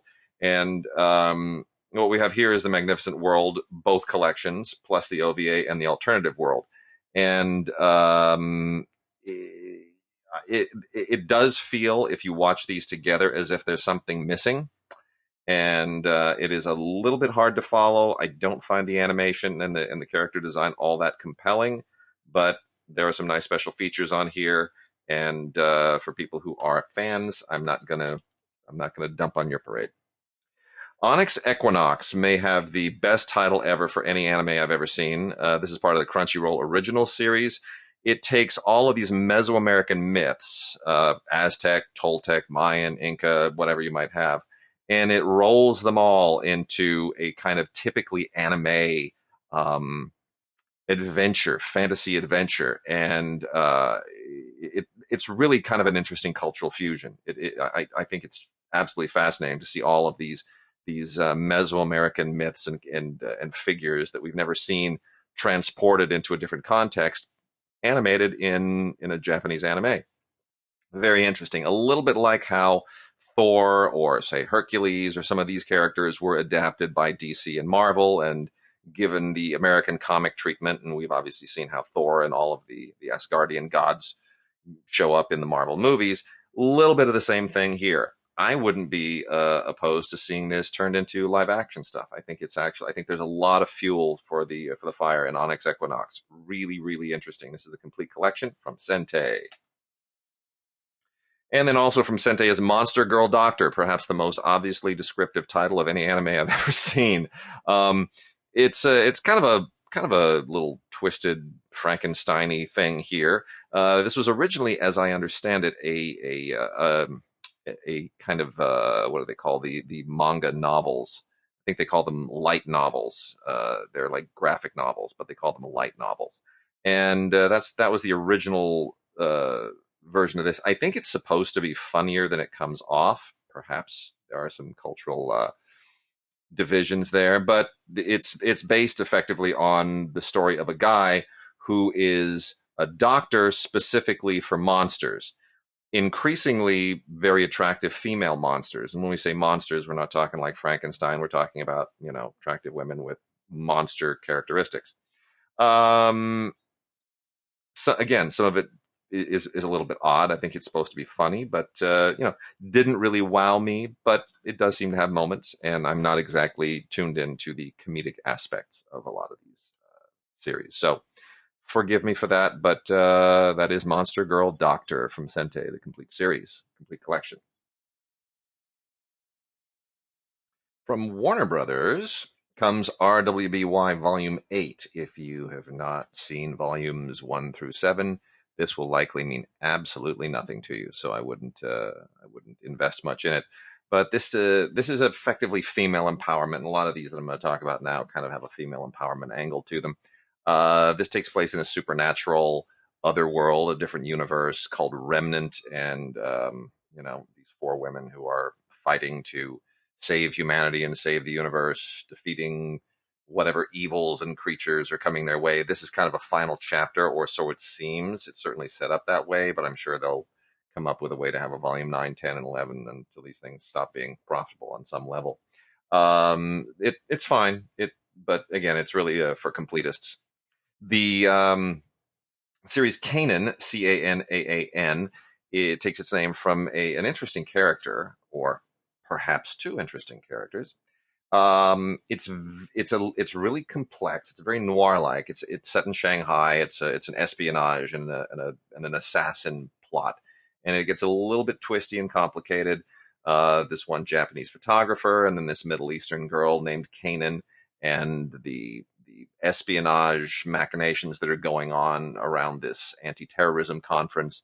But again, you got to really focus on this, and especially if you're reading subtitles, it's going to be a little bit hard. But it's 13 episodes that are very, very dense, well plotted, very interesting animation, some good character design, some very, very clever twists in the story. Highly recommend it. My next life as a villainess, all routes lead to doom. One of those big mouthfuls of an anime of an anime title. This is the season 1 of this. You'll probably want to stick around for season 2 if things like Free Guy or any of pretty much anything that sort of has grown out of the Tron concept of living in a video game. The Spielberg film, Ready Player One, all of these things are kind of the preface to what's going on here. This young woman bumps her head once in a video game, and she's being chased by everybody because she's now the villain in the game. There's a little bit more to it, but that's fundamentally what's going on here. And I guess it's fine for what it is. I wouldn't recommend it for anybody except those who are really, really fans of the premise. We also have the 3rd series of Is It Wrong to Try to Pick Up Girls in a Dungeon? Again, if you're not already initiated into the mythology of this thing, I don't know that it really matters much. It's fantasy. It's also based on a light novel series, but you really have to have already kind of caught up with this. So just for the benefit of those who are fans, a 3rd series is already out. I'm actually kind of a curious fan. This is another female empowerment thing. In Japan, it has a different title, but it's known here as Samurai Girls, Samurai Bride. This is the complete series. This is an alternate history story. So the premise here is that one of the feudal Japanese shogunates never ended and wound up effectively being the government of Japan that during World War II. And so now we're in the post-war period and focused on a feudal academy where girls are trained to become samurai, women, young girls and young men are trained to become samurai warriors. This focuses primarily on these female aspiring samurais who have a connection to certain figures from Japanese history, which will mean nothing to anyone who is not a student of that history. But the nice thing is you don't need to be. The action stuff is terrific. It's absolutely terrific. Beautifully, beautifully drawn, beautifully animated. At times, a little bit risque and somewhat lascivious, but not so much that it's that objectionable. So I would say, if you like that kind of edgy female empowerment stuff with, maybe a slightly non-PC twist to it, might be your thing. And then lastly, before we get into Mecha, is Princess Principal Crown Handler. This is kind of a Dickensian, almost Victorian setting here. And I think it's fine. I tend to typically really like anime that takes place in period historical settings in Europe. I'm not quite sure this one is as exciting as all the others. It's a Victorian spy story, and it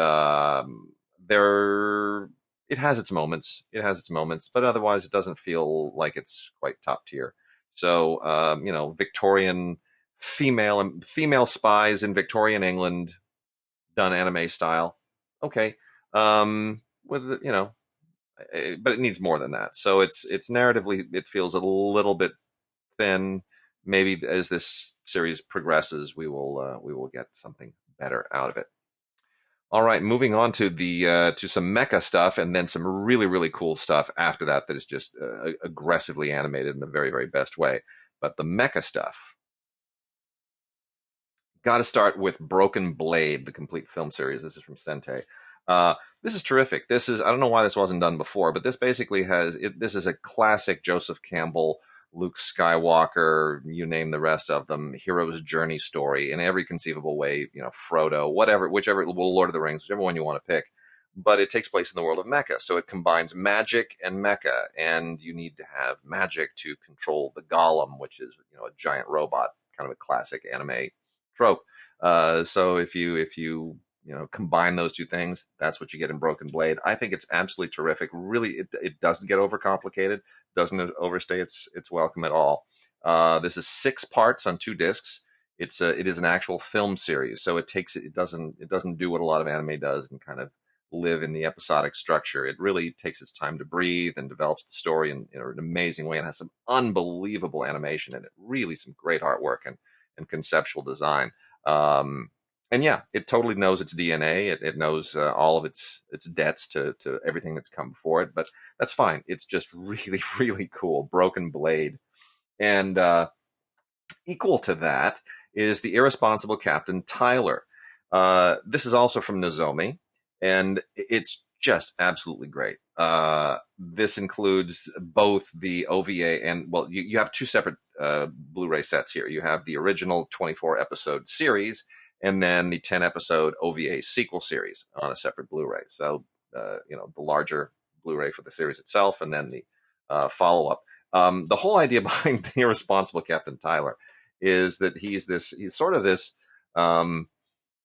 I guess I would say he's a little bit Mr. Bean, he's a little bit MacGyver, and a little bit Captain Kirk. I don't know if that makes sense, but if you combine Mr. Bean and MacGyver and Captain Kirk, you get this guy Tylor. He's a little bit of a loser, but somehow he stumbles his way, or maybe not. Maybe he's just, nobody quite knows. They can't decide if he's a genius or an idiot.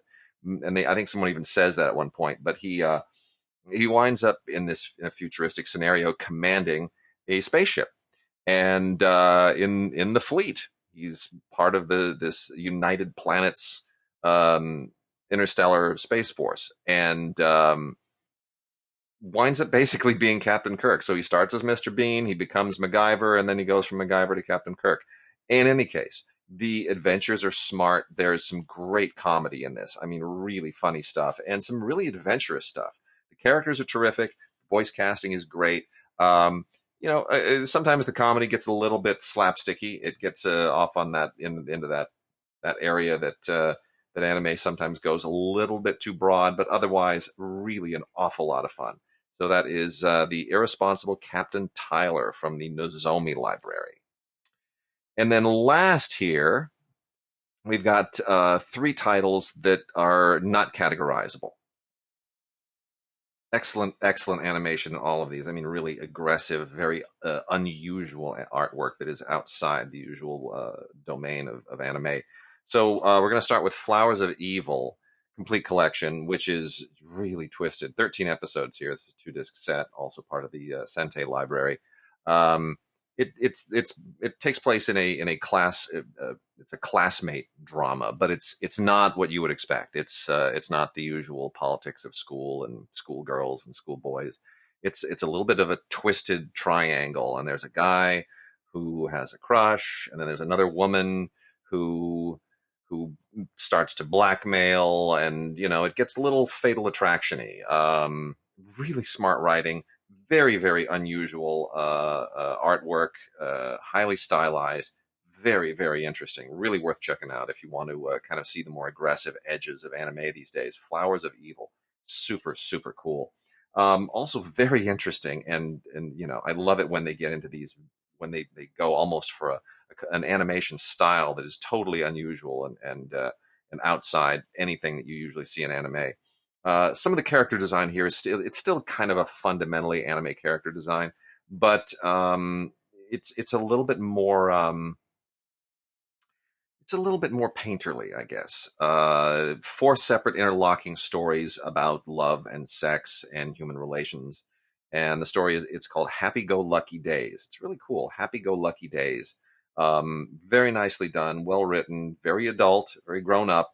Dealing with sex and relationships and all of that. But, little bit like a Magnolia or a Babel in some respects. It really very smart, very well put together. And and Flowers of Evil, it should be pointed out, I should mention this. A couple of years ago, they did a live-action version of Flowers of Evil, which we have not seen. I don't believe it's been released on disc anywhere, certainly not on this side of the Pacific, but totally lends itself to that kind of a thing. So I'll be very curious to see what the live-action version looks like. And then we will end on the digitally remastered re-release on Blu-ray of Vampire Hunter D. Amazing, absolutely amazing stuff. Vampire Hunter D, one of the best anime of all time, a total classic, and it's out in a remastered version on Blu-ray. If you're an anime completist, you've got to own this. Of course, anyone who knows the story knows it's about a woman with werewolf DNA who is bitten by an ancient vampire and then has to team up with the mysterious Vampire Hunter D in order to get revenge and resolve all of these particulars, and some really, really awesome stuff happens thereafter. Very smartly written, kind of a gothic classic in the corpus of anime. So Vampire Hunter D is out in a remastered Blu-ray, and that also part of the Sente library. Thank you for listening to this episode of DigiGods. We'll be back in about 2 weeks or so, but please, if you are in Los Angeles on the 20th, Tim and I would love for you to come down and see us and the rest of the Film Week crew at the Ace Theater on March the 20th. Just go to scpr.org for more information. The Film Week Oscar Preview Special. Tim and I will be back in a couple of weeks.